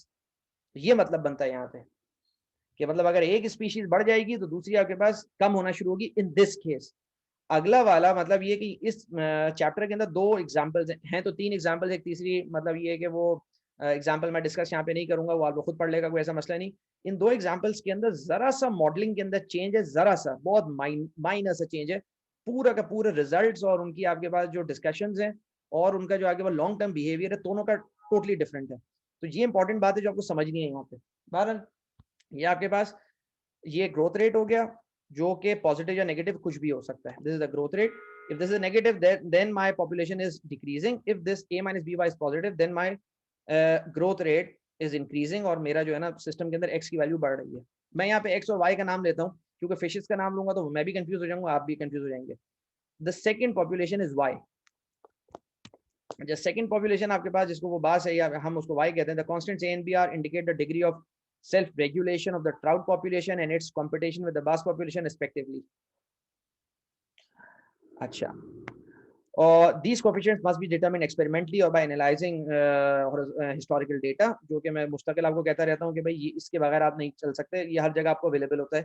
एक मॉडल आपने बना दिया, फिर आपके पास अब ये इन मतलब डिटरमिन करना, ये चैप्टर 3 का पूरा टॉपिक है जो मैं आपको इंशाल्लाह पढ़ाऊंगा कि ये कोफिशिएंट्स आप निकालते कैसे हैं, मतलब लीस्ट स्क्वायर डेटा फिटिंग होती क्या है, डेटा फिटिंग करके आप कोफिशिएंट्स कैसे निकालते हैं, ठीक है। The situation for the bass population is analysed in a similar manner. तो y आप कैसे करेंगे, thus we obtain the following autonomous system of two first order differential equations for a model। तो उसने कहा भाई dx by dt is equal to a minus b by x हो गया, तो dy by dt is equal to m minus nx y हो गया, कि दोनों compete कर रहे हैं तो दोनों का सिमिलर कॉन्सेप्ट है, और a b और m और n आपके पास कोफिशिएंट्स हो गए, वो हम डिटरमिन करेंगे, और x नॉट और y नॉट आपके पास इनिशियल पॉपुलेशंस है जो पॉजिटिव कांस्टेंट्स हैं कि आपके पास वो नेगेटिव नहीं हो सकते। मतलब अब हमारा सिस्टम ऐसे, लेट्स सपोज अगर हमारे पास करंट या वोल्टेज होता या हमारे पास फोर्सेज होती या वेलोसिटीज होती तो वहां पे पॉजिटिव नेगेटिव साइन मीनिंगफुल होते हैं। यहाँ पे क्योंकि ये पॉपुलेशंस हैं तो x नॉट और y not can't be negative, ठीक है, ये पॉपुलेशंस हैं, तो हम जो फोकस कर रहे हैं will be focusing in the first quadrant, ठीक है। अच्छा, graphical analysis of the model, जो मैं दोबारा कह रहा हूँ कि ग्राफिकल एनालिसिस यहाँ पे हमें सिस्टम दे दिया, इसका फेस पोर्ट्रेट बनाना मैटलैब की एक कमांड है और कुछ भी नहीं, आप प्रेस करेंगे you can get the face portrait, लेकिन फेस पोर्ट्रेट को समझना असल है, जो फिर वो मैं यहाँ पे आपको समझाता हूँ कि होगा क्या फेस पोर्ट्रेट के अंदर। Graphical analysis of the model, one of our concerns is whether the trout and bass populations reach equilibrium levels. ये question let's suppose this comes from that department, from the people looking into animal populations। वो कहते हैं कि भाई आप किसी तरह ये मैथमेटिकल मॉडल बिल्ड कर सकते हैं और हमें बता सकते हैं कि क्या with the passage of time ये ट्राउट और बास ये किसी तरह इक्विलिब्रियम पे चले जाएंगे या नहीं, ऐसा नहीं होगा, मतलब एक एक्सटिंक्ट हो जाएगा दूसरा बच जाएगा, क्या होगा लॉन्ग टर्म बिहेवियर क्या होगा। If so then we will know whether coexistence of these two species of the two species in the pond is possible. अगर किसी तरह ये मैथमेटिकली डिटरमिन कर सकें तो फिर मतलब लॉन्ग टर्म बिहेवियर के बारे में कमेंट किया जा सकता है। the only way such a state can be achieved is for both populations to stop growing. That is, अब ये reason I am starting to reason the model कि भाई मुझसे सवाल पूछा गया है कि क्या इक्विलिब्रियम अचीव करेगा, मैं बोलता हूँ ओके लेट मी थिंक। अब पहली बात तो ये है कि जब आपके पास इक्विलिब्रियम आ जाएगा तो we are for sure that this will happen, dx by dt and dy by dt are 0, ठीक है।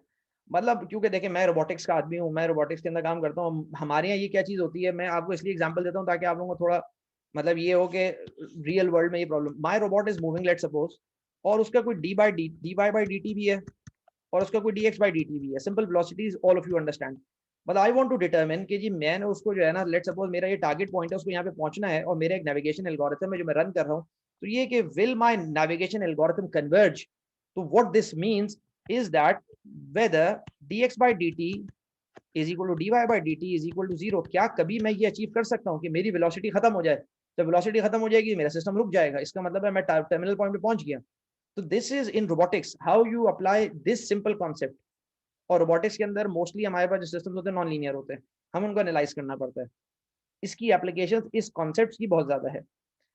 Setting the right sides of equation 12.6, now what I am going to do, I am going to determine the equilibrium points or the rest points.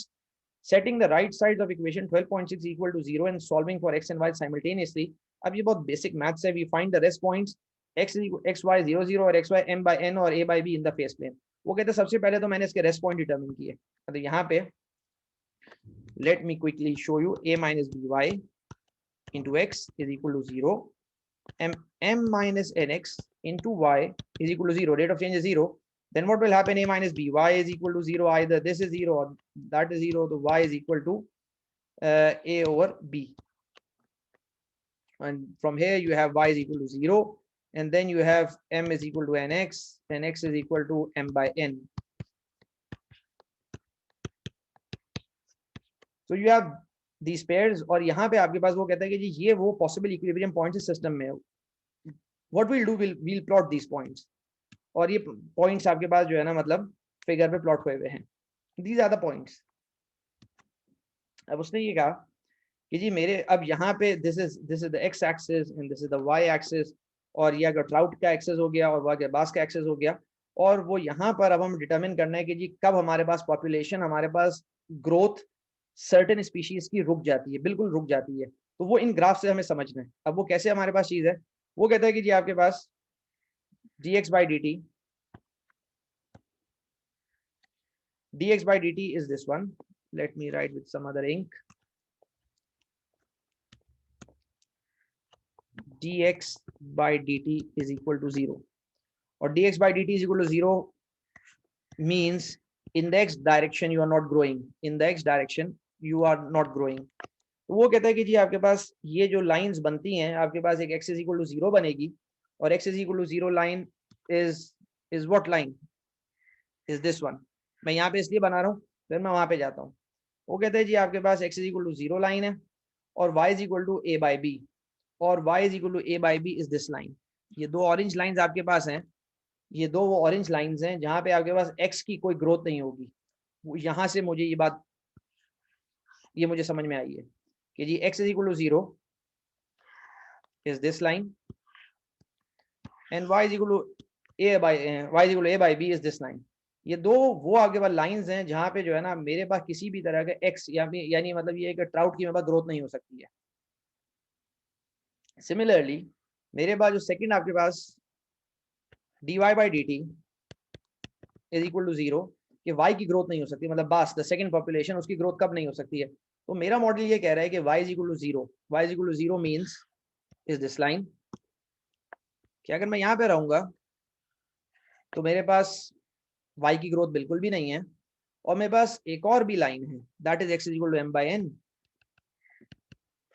यहाँ पे भी मेरे पास जो है ना वो ग्रोथ नहीं है, मतलब ये सेकंड पॉपुलेशन, ये मुझे मैथमेटिकल मॉडल बता रहा है, जो मैथमेटिकल मॉडल मैंने लोगों की एक्सप्लेनेशन से मैंने बिल्डअप किया है, तो ये मेरा मैथमेटिकल मॉडल बता रहा है कि जी दो ऑरेंज लाइंस हैं वो dx by dt आपके पास 0 है, दो ग्रीन लाइंस हैं और dy by dt 0 है। अब ये वाला जो कॉन्सेप्ट आपके पास है, let me copy this whole thing, और मैं उस पेज पे जाता हूँ, फिर वहां से आपको एक्सप्लेन करता हूँ।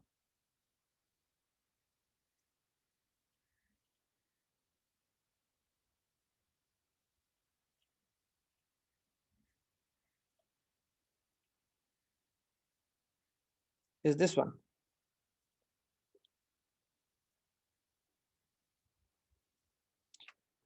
I hope all these simple concepts are very clear to you. अगर कोई इसमें प्रॉब्लम है तो आप पूछ लेना, मैं यहाँ से दोबारा समझा देता हूँ कि आपके पास यहाँ पे उसने लिखा जो ऑरेंज लाइन है, I draw this orange line here, और जो मेरे पास जो ग्रीन लाइन है, I draw the green line here, ठीक है। तो ये वहाँ पे वो जो एग्जैक्टली बनी हुई है मैंने एग्जैक्टली वैसी बना दी, और जब मैंने इसको ट्रांसलेट किया ऑन माई पिक्चर तो मुझे ये पिक्चर मिली दिस वन, और मुझे ये पता चला कि जी मेरा इक्विलिब्रियम पॉइंट m/n, a/b एक पॉइंट मेरे पास है, और दूसरा मेरे पास 0,0 है, the intersection of these lines. तो ये मेरे पास दो इक्विलिब्रियम पॉइंट्स हैं। मतलब ये कि सिर्फ यहाँ पे देख के मैं कह सकता हूँ कि हो सकता है ये m और n की जो वैल्यू मैं निकालूं कि जो भी वैल्यू होगी, और a/b की जो भी आर्बिट्री मेरे पास कोफिशिएंट्स की जो वैल्यू मेरे पास बनेगी, तो ये कि ये पॉइंट ऐसा है जहाँ पे मेरा सिस्टम जो है स्टेबलाइज हो सकता है। मतलब इतनी पॉपुलेशन तो दोनों की एक साथ मैं अचीव कर सकता हूँ, या फिर तो पॉन्ड में कोई भी ना हो, या फिर पॉन्ड के अंदर दोनों मौजूद हो और ट्राउट आपके पास m/n हो और बास आपके पास a/b हो। ये सिर्फ मुझे यहाँ पे इन्फॉर्मेशन मिल रही है, मुझे नहीं पता कि मेरे पॉन्ड के अंदर इनिशियल पॉपुलेशन क्या होगी कि मैं ये अचीव कर सकता हूँ या नहीं कर सकता, या कभी मैं पहुंचूंगा या नहीं पहुंचूंगा, इसके बारे में मैं कोई कमेंट अभी नहीं कर सकता, क्योंकि I don't know whether these two equilibrium points they are stable और दे आर अनस्टेबल। ये क्या पॉइंट्स हैं, मुझे कुछ इनके बारे में इंफॉर्मेशन नहीं है, ठीक है। मतलब अगर मैं फाइनेंशियल सिस्टम की बात करूं तो अगर मेरे पास फाइनल ये मेरे पास जो है ना ये स्टॉक्स की वैल्यू है m/n और a/b, कि भाई मेरे जो है ना मतलब ये कि इतना मेरे पास जो है ना अकाउंट में मैं होल्ड कर सकूंगा आफ्टर 10 ईयर्स, और ये कि मुझे नहीं पता कि मेरी इनिशियल इन्वेस्टमेंट क्या है, मेरी इनिशियल इन्वेस्टमेंट यहाँ पर है, यहाँ पर है, यहाँ पर है, यहाँ पर है। मतलब ये कि अगर मैं यहाँ से शुरू कर रहा हूँ तो आई एम ग्रोइंग, और अगर मैं बाकी जगह से शुरू कर रहा हूँ तो ये कि मेरा फाइनेंशियल मॉडल मुझे ये बता रहा है कि भाई तुम इन्वेस्टमेंट करोगे तो कबाड़ा हो जाएगा, क्योंकि तुम यहाँ पे पहुंचोगे। ये मुझे सब बातें डिटरमिन करनी है, not solving just by looking at the graphs। अच्छा जी, यहाँ पर ये बात हो गई कि मैंने मॉडल सबसे पहले अपने रेस्ट पॉइंट्स डिटरमिन किए, तो वो डिटरमिन कर लिया। उसके बाद setting the right side of equation 12.6 equal to 0, ठीक है।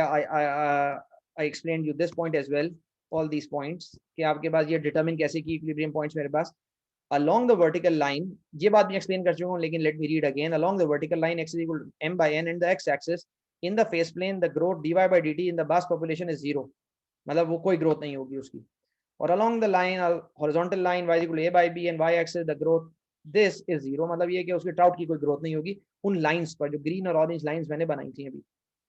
if the initial stockage, now the most important point comes, if the initial stockage were at these rest points level, there would be no growth in either population। these features are depicted in 12.3। Mathematical model ये बता रहा है कि अगर initial population आपके पास जो है वो आपके पास ये है, you have the initial population, let's suppose is this one m/n या a/b, मैं यहाँ पे शुरू करूंगा, I'll stay there forever।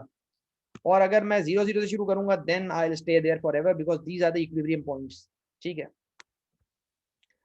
considering the approximations necessary in any model, अब वो आगे मतलब ये एनालाइज करता है बिहेवियर को। अब यहाँ भी ये सारी मतलब ये एनालिसिस है कि which is a detailed analysis के होगा क्या, मतलब ये कि लॉन्ग टर्म बिहेवियर, मतलब अगर मैं कहीं से शुरू करता हूँ ये ग्राफ्स मैं कैसे बना रहा हूँ, how I am deducing these values, और उसके बाद मेरा जो लॉन्ग टर्म बिहेवियर है मतलब ये वाला behaviour, how can I determine this behaviour, ठीक है। तो ये सब बातें मॉडल इंटरप्रिटेशन ये मैं सब इसलिए दिखा रहा हूँ ताकि आपको आइडिया हो। और मतलब ये सिर्फ यहाँ के लिए वैलिड नहीं है, ये सब मॉडल्स आपको को भी असाइनमेंट में दूंगा, मैं कोशिश करूंगा कि आप लोगों के मतलब ये है कि डिफरेंट असाइनमेंट्स और डिफरेंट प्रोजेक्ट्स क्योंकि से बहुत ज्यादा हैं, तो then all of you will give a simple very small presentation to explain your point कि भाई आपने क्या समझा उन चीजों से जो रियल वर्ल्ड प्रॉब्लम्स है। So we were here. अच्छा, considering the approximations necessary in any model, it is inconceivable that we would estimate precisely the values for the constants a, b, m and n in our system। तो ये next to impossible बात है कि मैं इनकी values किसी तरह determine कर लूँ। मतलब अगर मुझे बहुत अच्छा मेरे पास डेटा भी मौजूद है तब भी मैं जब डिटरमिन करता हूँ तो वो डेटा से जो मैं डिटरमिन करता हूँ वो एक अप्रॉक्सीमेट्स होते हैं, और आपके पास एग्जैक्ट वैल्यूज कभी भी नहीं हो सकती, कोई क्लेम नहीं कर सकता। Therefore, the pertinent behavior we need to investigate is what happens to the solution trajectories in the vicinity of the rest points, specifically at these points, are these points stable or unstable। वो यही कहना चाह रहा है कि जी इनके करीब क्या होता है, मतलब ये कि यहाँ पे अगर मैं शुरू करता हूँ, लेट सपोज मैं इसको थोड़ा सा अभी अजान बस हमारी शुरू हो रही है, I'll take a break। कि वहां यहाँ पे वो ये बताना चाह रहा है कि जी आपके पास you have this equilibrium point and the second equilibrium point is this one. तो अगर मैं अपना सिस्टम शुरू करता हूं, अगर मैं यहां से शुरू करता हूं, तो क्या ये ट्रेजेक्ट्री इस तरह करके जाएगी या ये ट्रेजेक्ट्री आपके पास ब्लास्ट कर जाएगी? If I start from here, whether it will move towards equilibrium, आहिस्ते आहिस्ते स्टेबलाइज कर जाएगा सिस्टम, या सिस्टम बिल्कुल कबाड़ा हो जाएगा? ये वाली बातें ये मैं कैसे डिटरमिन कर सकता हूँ? वो कहते हैं इंडिविजुअली मैं हर एक को जो है ना फिर वो एक्सेस करता हूँ और फिर मैं उसको जो है ना मतलब एक्सप्लेन करता हूँ. Let me finish this ताकि फिर अच्छा, therefore the pertinent behavior we need to investigate is what happens to the solution trajectories in the vicinity of the rest points. Specifically, that this is done. To investigate this question graphically, let's analyze the signs of dx by dt and dy by dt in the phase planes. ये मैं हर एक में analyze करता हूँ after the break. Although xt and yt represents a trout and bass population respectively, it is helpful to think of the trajectories as path of a moving particle. तो वो कहता है कि भाई concept आपका ये है कि जी x और y आपके पास they are simple particles.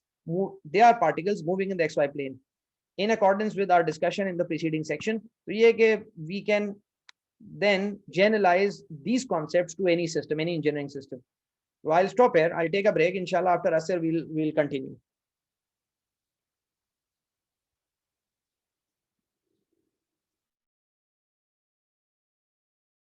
मुझे कोई मैसेज कर दे कि हम कर रहे हैं.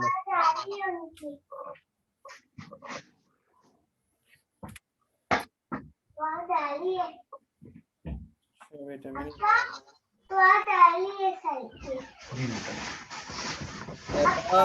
माइक ऑफ कर दो.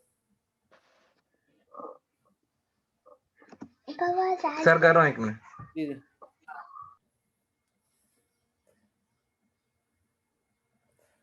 मैं अटेंडेंस भी जो है ना एक दफ़ा अपलोड कर देता हूँ ताकि आप लोग फिर उसमें से देख लें.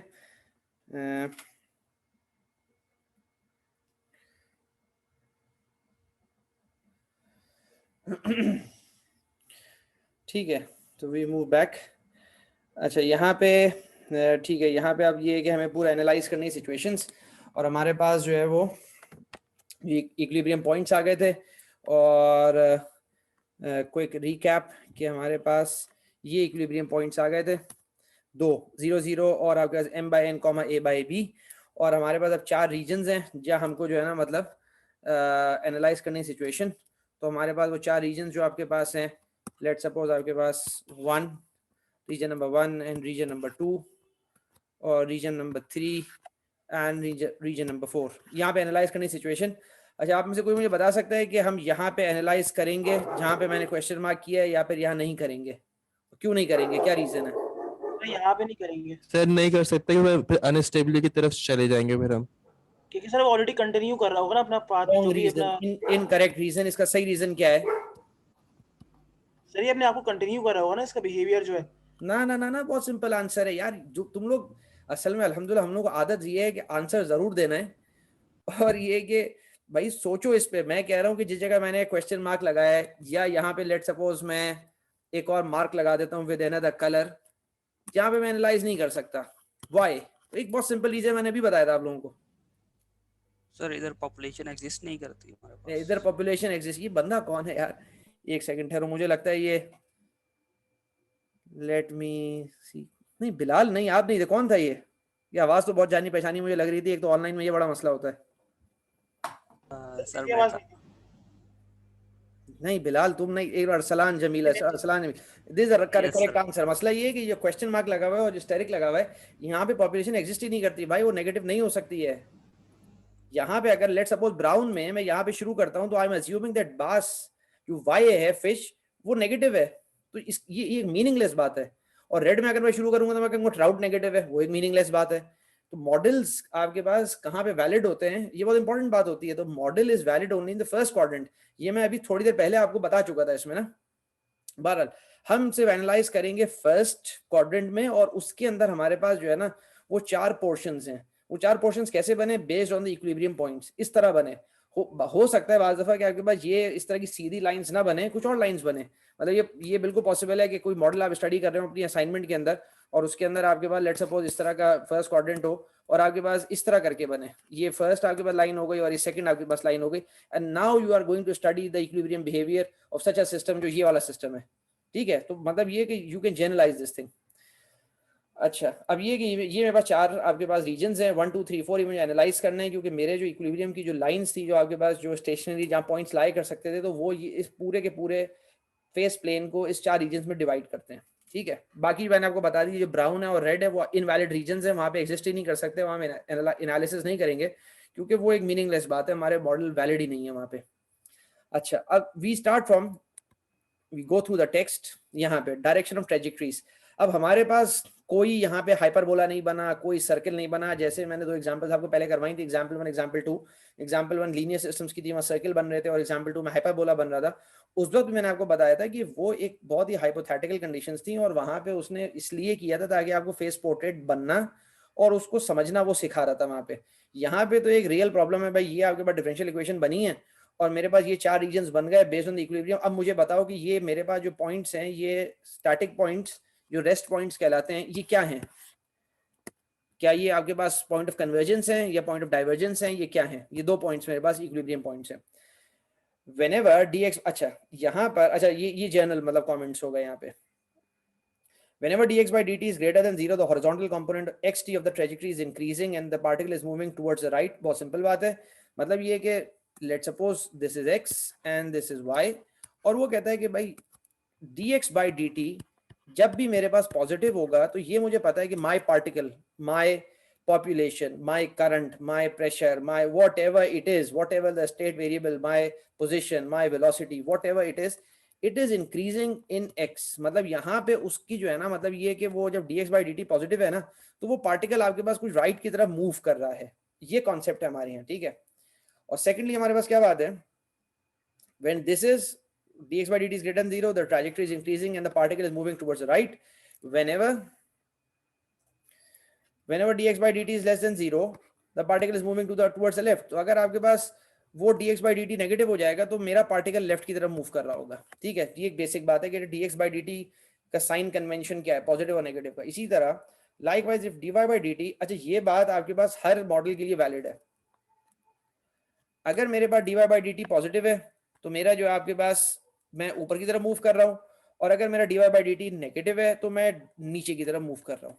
ठीक है, तो आपके पास पॉजिटिव और negative signs of the derivatives, उसका मतलब क्या बनता है, on my phase plane, constructing the phase plane. अब यहाँ पे हम नॉलेज यूज करते हैं कि हमारे पास जो डेरिवेटिव्स की नॉलेज है और हमारे पास सिस्टम है। In our system 12.6 the vertical line x is equal to m by n divides the face plane into 2 half planes। ठीक है, अब बेहतर ये है कि यहाँ पे मैं एग्जैक्टली वो फिगर यहाँ पे ड्रॉ कर देता और फिर यहीं पे एनालाइज करूँ फिगर 12.4। तो दिस है figure 12.4। Late me copy this figure और मैं साथ साथ रीड करता जाता हूँ, मैं वहीं पे जो है ना इसको आपको एक्सप्लेन करता जाता हूँ।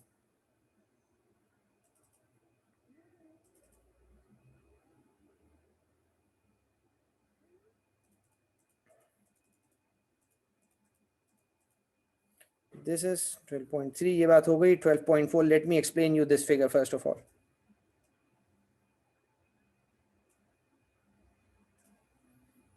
This is 12.4।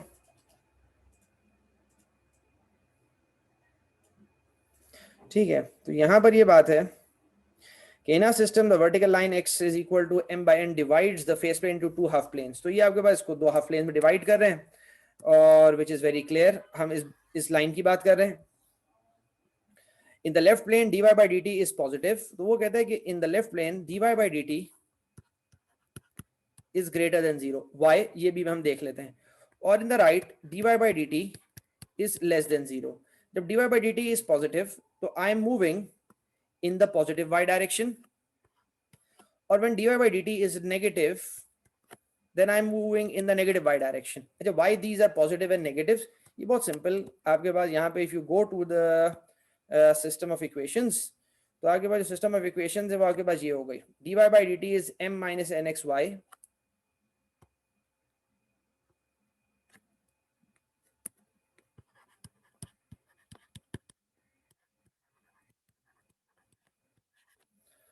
और मेरे पास यहाँ पर एक क्वांटिटी है m over n की क्वांटिटी है, और m over n की जो मेरे पास ये क्वांटिटी है, और इसके अंदर x की value, if I insert the value of x,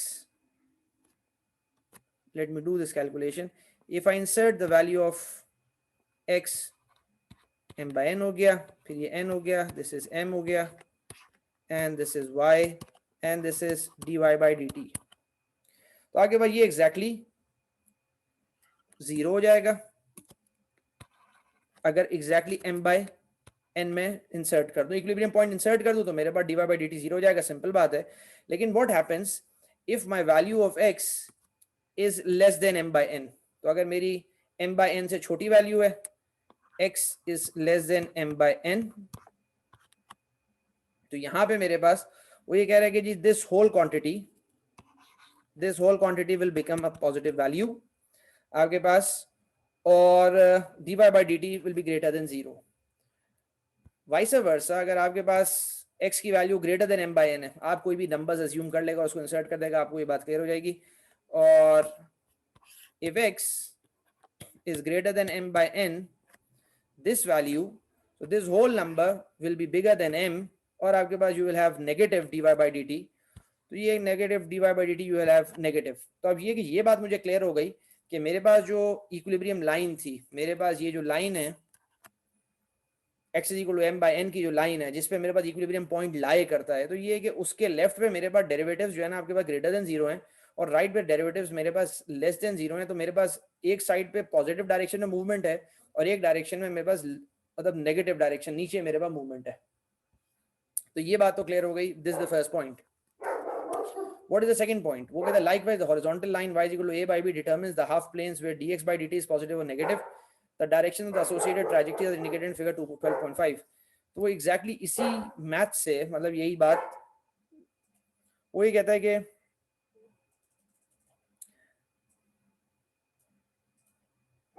this is here कि ये dx by dt मेरे पास जो है dx by dt क्या है मेरे पास, यहाँ पे पॉजिटिव है नेगेटिव है ऊपर, is it greater than 0 और dx by नेगेटिव dt है हाँ सर, ऊपर वाला नेगेटिव है, नेगेटिव यहाँ पे नेगेटिव है क्योंकि नेगेटिव डायरेक्शन में मूव कर रहा है, और नीचे आपके पास dx by dt पॉजिटिव है। तो ये मुझे अंदाजा हो गया कि भाई मेरे पास इन लाइंस के आपके पास जो है ना मतलब ऊपर नीचे और राइट लेफ्ट में मेरे पास क्या सिचुएशन है, ठीक है।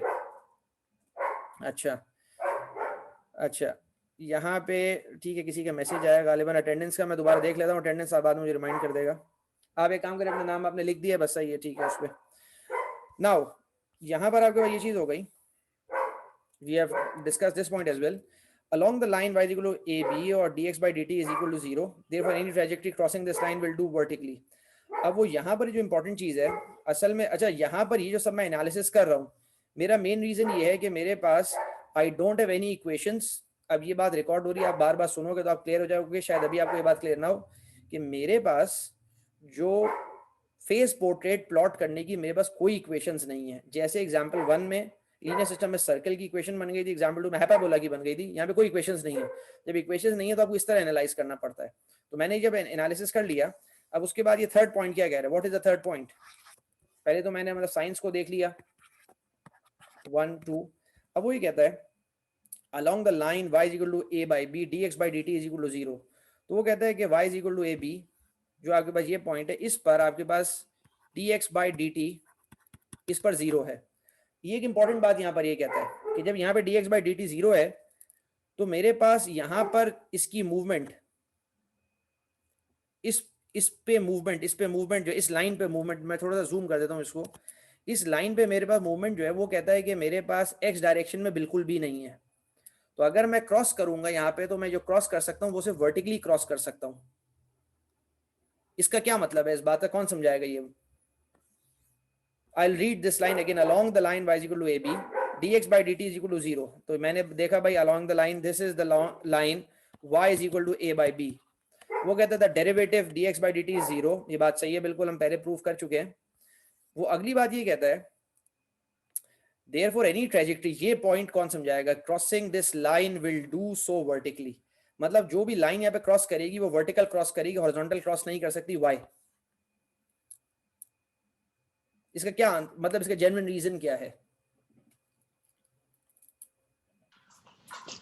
dx by dt is 0, there is no change in x। Wonderful, this is the answer. ठीक है, तो ये सिंपल बात है कि जी there is no change in x। जब चेंज इन x नहीं है तो आपके पास मैं यहाँ पे इसको जब क्रॉस करूंगा तो वर्टिकली क्रॉस करूंगा, वर्टिकली अप या vertically down. Depending on the situation. ठीक है, this is a simple answer. अच्छा आगे हम चलते हैं। इसी तरह ये सारे रीजंस आपके पास दूसरी लाइंस के बारे में भी होंगे। जैसे अगर मेरे पास वाई लाइन है तो ये कि यहाँ पे मैं इस लाइन पर x = m/n पर I can cross in this direction, x direction, positive और नेगेटिव। मेरे y में मूवमेंट बिल्कुल नहीं है, तो जब मैं क्रॉस करूंगा तो इसको x में क्रॉस करूंगा इसको। ठीक है, तो ये सब बातें मेरे लिए इंपॉर्टेंट है जब मैं फेस पोर्ट्रेट बनाऊंगा। Finally, along the y-axis motion must be vertical and along the x motion must be horizontal. ये बात अभी मैंने आपको बता दी। Combining all this information into a single graph gives the 4 distinct regions A to D with their respective trajectory directions and depicted in figure 12.6. तो ये कि यहाँ पे आपके पास these are the 4 directions in which my system will move. ये आगे xy हो गया। अब यहाँ पे अब ये डायरेक्शंस किसके हैं? ये डेरिवेटिव्स के डायरेक्शन है। अब ये याद रखना, ये डायरेक्शंस डेरिवेटिव्स के हैं। I'll start from region A. Region A के अंदर वो ये कह रहा है कि जी मेरे पास यहाँ पर dx/dt नेगेटिव है, dx/dt is less then 0 and my y dy/dt is positive. मैं काम करता हूँ, मैं दोनों फिगर्स जो है ना वो भी यहाँ साथ अटैच कर देता हूँ ताकि आप लोग जो है ना आपको समझने में आसानी हो। Let me attach these 2 figures directly here. ये आपके पास अब वो ये कह रहा है आपके इन दिस रीजन, ये जो ए आपके पास लिखा हुआ है इसके अंदर dx/dt comes from here, it is negative, और सेकेंडली आपके पास dy/dt comes from here, it is positive. तो इसका मतलब ये कि अगर मेरा कोई पार्टिकल, मेरी इनिशियल कंडीशन, ये मोस्ट इंपॉर्टेंट बात है आज के लेक्चर की, if my particle starts from here, if my initial population is the yellow one, कि जी उसकी जो है ना आपने कहा कि जी आपके पास ये ट्राउट इतना है और बास इतना है, तो with the passage of time what will happen, it will grow in this direction. मतलब क्या होगा कि मेरे पास ट्राउट कम होती जाएगी, बास बढ़ती चली जाएगी। अभी सिर्फ मैं इतनी बात कह सकता हूँ, आई विल स्टॉप हेयर। मेरा जो कंक्लूजन है मेरे सिस्टम का, हो सकता है भाई ये कोई भी सिस्टम हो मेरे पास, तो ये कंक्लूजन अभी मैं निकाल सकता हूँ अपने सिस्टम्स के बारे में कि मेरा equilibrium point I'll highlight with the orange color and the red color. ये मेरे पास इक्विलिब्रियम पॉइंट्स है, मैं लिख देता हूँ इक्विलिब्रियम पॉइंट्स। ये मेरे पास इक्विलिब्रियम पॉइंट है और ये मेरे पास इक्विलिब्रियम पॉइंट है, ये मेरे पास इक्विलिब्रियम पॉइंट्स हैं। और मैं पूरे सिस्टम को एनालाइज करना चाह रहा हूँ। तो ये कि रीजन ए के बारे में मेरी ये इंफॉर्मेशन बनी कि मेरे डेरिवेटिव्स ये कहते हैं, तो मेरे पास अगर yellow is the initial condition तो I will move in the magenta direction, क्योंकि मेरे डेरिवेटिव सारे के सारे इस डायरेक्शन में मूव कर रहे हैं। They are not going to move towards the orange point. अगली बात मैं देखता हूं, मैं बी को एनालाइज करता हूं। जब मैं बी को एनालाइज करता हूं इसी तरह करके मैं इसको भी एनालाइज करता हूं, सी और डी को फिर मैं एनालाइज नहीं करूंगा क्योंकि ये सिमिलर आर्ग्यूमेंट्स वहां पे जाएंगे। जब मैं बी को एनालाइज करता हूं तो वहां पे अगर मैं गौर से देखूं कि मेरे पास एक्स डायरेक्शन दोबारा टुवर्ड्स द नेगेटिव है और मेरे पास लेकिन there is a change in y, now my y is moving in the downward direction, तो मेरा रिजल्टेंट जो बना इट इज दिस वन। तो अगर मेरे पास यहाँ पे मेरी इनिशियल कंडीशन इस रीजन में कहीं होगी, इस रीजन में कहीं पे भी होगी मेरी initial condition anywhere here, what will happen, I will tend to move towards the orange point. मतलब आहिस्ता आहिस्ता मैं इस ऑरेंज की तरफ मूव करूंगा। अभी मैं सिर्फ ये डिड्यूस कर सकता हूँ, इसके अलावा मैं कुछ नहीं कह सकता कि ये आपके पास ए के अंदर it will move away, B की तरफ जो आपके पास मूवमेंट है वो आपके पास ऑरेंज पॉइंट की तरफ है, और सी में भी आपके पास टुवर्ड्स द इक्विलिब्रियम पॉइंट है, और आपके पास डी में जो है ना वो away from the equilibrium point है। तो ये मुझे इंफॉर्मेशन मिलती है कि जी अगर मेरे पास 4 रीजन्स बन गए और उसके अंदर मेरे पास क्या बिहेवियर होगा मेरे सिस्टम का। Analyzing the motion near the rest points. Wait a minute. अच्छा,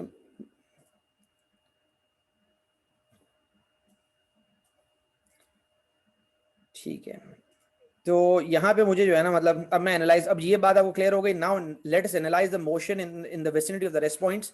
for 0 0 we can see that all motion is away from it upward and towards the right. वो कहता है कि जी आपके पास ये मोशन है, ठीक है, ये वाली चीज जो है, ये वाला ग्राफ मेरे पास बन गया। पहले थोड़ा सा मैं इसको एक्सप्लेन कर देता हूँ ताकि मतलब इसी की एक्सप्लेनेशन है जो अभी पूरा का पूरा पेज पर आएगी कि ये बात मैंने आपको बताई कि जी अगर आपके पास ये इनिशियल कंडीशन थी इट विल मूव टूवर्ड्स, और अगर सी में भी है तो it will move towards the equilibrium point, और ऑन द कॉन्ट्रेरी अगर आपके पास ए में है तो इट विल मूव अवे, और अगर डी में है तो it will also move away. और यहाँ पे जो आपके पास 0 0 इक्विलिब्रियम पॉइंट है तो इसमें it is all moving away, क्योंकि आपके पास जो डेरिवेटिव्स का डायरेक्शन है वो बता रहे हैं कि जी आप 0 0 से, अगर ये एक अनस्टेबल इक्विलिब्रियम पॉइंट है आप हमेशा उसे ग्रो करेंगे, अगर 0 0 आपके पास है तो आप ग्रो करेंगे, ठीक है। लेकिन हमारा ज्यादा इंटरेस्ट ये है कि भाई इस ऑरेंज पॉइंट को स्टडी करना। तो अब मेरे पास 4 रीजन्स हो गए, 4 मेरे पास ये चीजें हो गई। अब मैं आहिस्ता आहिस्ता इनको देखता हूँ कि जी अगर मैं कहीं से A B C D में कहीं से शुरू करता हूँ तो मेरे पास ओवरऑल बनता क्या है। Now let us analyze the motion in the vicinity of the rest points. For 0 0 we can see that all motion is away from it, upward and towards the right, मतलब upward and towards the right, it is unstable. In the vicinity of the rest point m by n a by b, जो second हमारे पास equilibrium point है, हमारे पास पहले equilibrium point ये है, second equilibrium point ये है। The behavior depends on the region in which a trajectory begins. तो ये बहुत मैटर करता है कि from where you are beginning, from A B C D कहाँ से। If the trajectory starts in region B for instance, then it will move downward and left towards the rest point. However, as it gets nearer to the rest point, the derivatives dx by dt and dy by dt approaches 0. वो ये कहता है अब यहाँ पे ये चीज कि I start from here, I start from the yellow point, मैंने यहाँ से शुरू किया, वो मूव करता है, लेकिन कहता है जैसे जैसे मैं इसके पास मूव करता चला जाता हूँ, मतलब ये कि आपके पास रेस्ट पॉइंट की तरफ मूव करता चला जाता हूँ, मेरा डेरिवेटिव जो है ना वो आहिस्ते से 0 होता चला जाता है। इसका मतलब है मेरी स्पीड जो है ना, रेट ऑफ चेंज कम होता चला जाता है। कोई आप में एक्सप्लेन करेगा इन इक्वेशंस को देख के ये क्यों होता है? ये इक्वेशन सामने लिखी हुई है, इक्विलिब्रियम पॉइंट है ना, तो इस पे हमारे पास रेट ऑफ चेंज 0 होता है, उस पे 0 होता है। लेकिन जैसे जैसे देखो ये कहना क्या चाह रहा है, जैसे जैसे मैं m और n की तरफ अप्रोच करता चला जा रहा हूँ, m by n की तरफ अप्रोच करता चला जा रहा हूँ, मेरा ये जो नंबर है, मेरा ये नंबर है बिलाल वैल्यू का, दिस इज अप्रोचिंग 0। बिल्कुल, जब ये 0 की तरफ जाएगा तो मेरा dy by dt 0 होगा, dy by dt 0 होगा, dx by dt भी 0 होगा।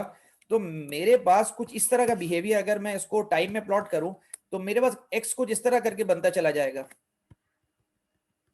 बहुत आहिस्ता आहिस्ता अप्रोच करूंगा मैं, this is time and this is let's suppose x and let's suppose if this is y, तो y कुछ इस तरह करके अप्रोच करता चला जाएगा, मतलब वो एग्जैक्टली कभी भी नहीं पहुंचेगा वहां पे। तो ये मतलब है यहाँ पे। तो I have explained this one। तो आपके पास और if the trajectory starts in region B for instance, then it will move downward and left towards this. However, as it gets nearer to the rest point, the derivatives approach 0.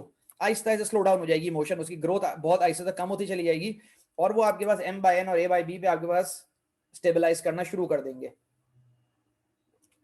मतलब दोनों की population कम होगी। इसका मतलब ये बनता है कि अगर दोनों एक दूसरे से कॉम्पीट कर रहे होंगे, एक्स फिश, ट्राउट भी और बास दोनों कॉम्पीट कर रहे होंगे, और अल्टीमेटली क्या होगा कि आपके पास with the passage of time ये जो पॉइंट है आपके पास, वो यहाँ पे अगर आप कहीं यहाँ से शुरू करेंगे तो मूव करते करते आपके पास, मतलब अगर एरो हेड से मैं आपको थोड़ा सा वो बता दूं, वो इस तरफ करके अप्रोच कर और यहाँ पे जाके वो स्टेबलाइज होने की कोशिश करेंगे। इसका मतलब है जो शुरू में मुझसे क्वेश्चन पूछा गया था, क्या इस पॉन्ड के अंदर ये दोनों फिशेस कभी इक्विलिब्रियम में पहुंच सकते हैं, तो मैं कहता हूँ हाँ पहुंच सकते हैं। मतलब ये आर्ग्यूमेंट मुझे बता रहा है कि वो पहुंच सकते हैं यहाँ पे, लेकिन बाकी चीजें हमें एनालाइज करना भी बाकी है।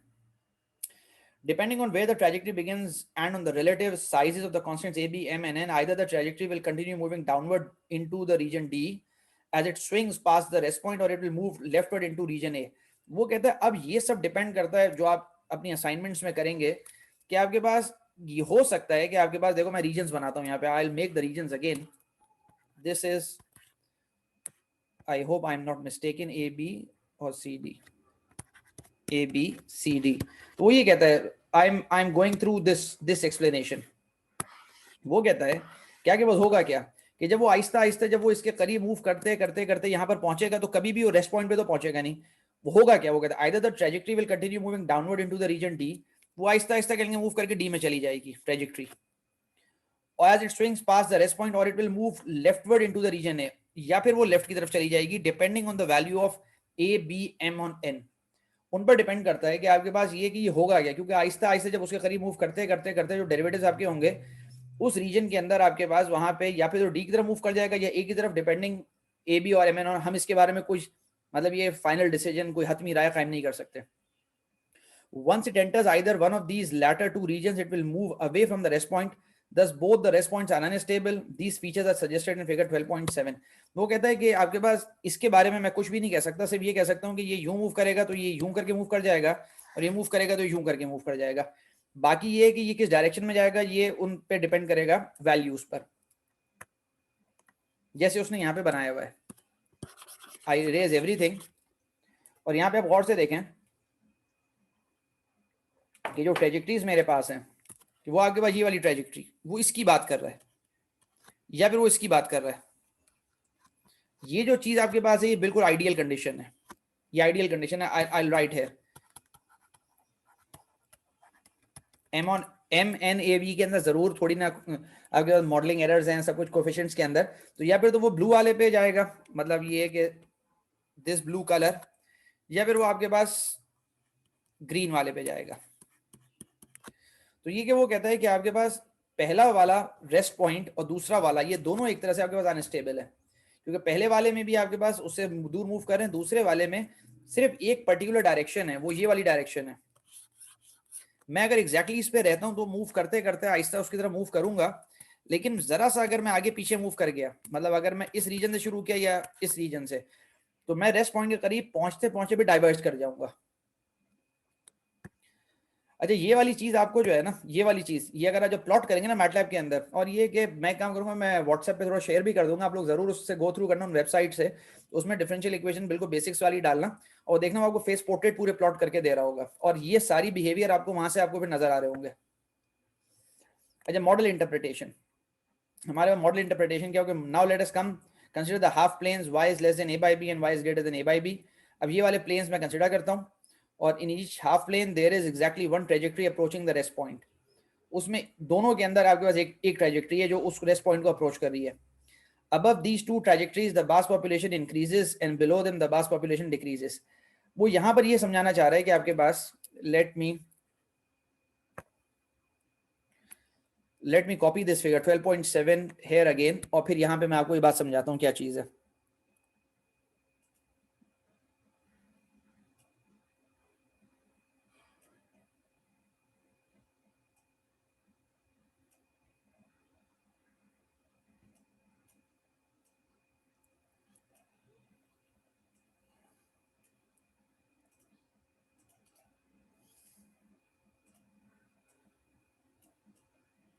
इसको आप गौर से कंपेयर करो.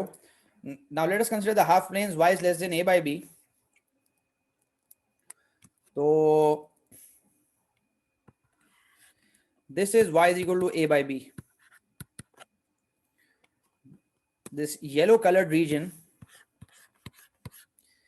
is y is less than a by b, and the blue colored region is all y is greater than a by b.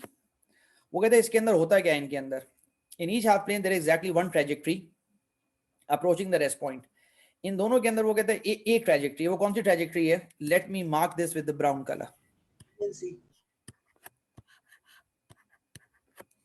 There is exactly one trajectory approaching the rest point, तो वो ये brown वाली जो मैंने mark कर दी. अब वो ये कहना चाह रहा है above these two trajectories the bass population increase. इनके ऊपर अगर मैं जाता हूं तो ये देखो, ये ग्रीन जो मैं बना रहा हूं ये मुझे क्या इंटरप्रिटेशन दे रहा है? ये मुझे कह रहा है कि कुछ भी हो, अगर आप कहीं से भी शुरू करोगे इस ब्राउन लाइन के ऊपर, the y population whatever the y variable is it will increase. और अगर मैं इस लाइन के नीचे से शुरू करता हूं, what will happen?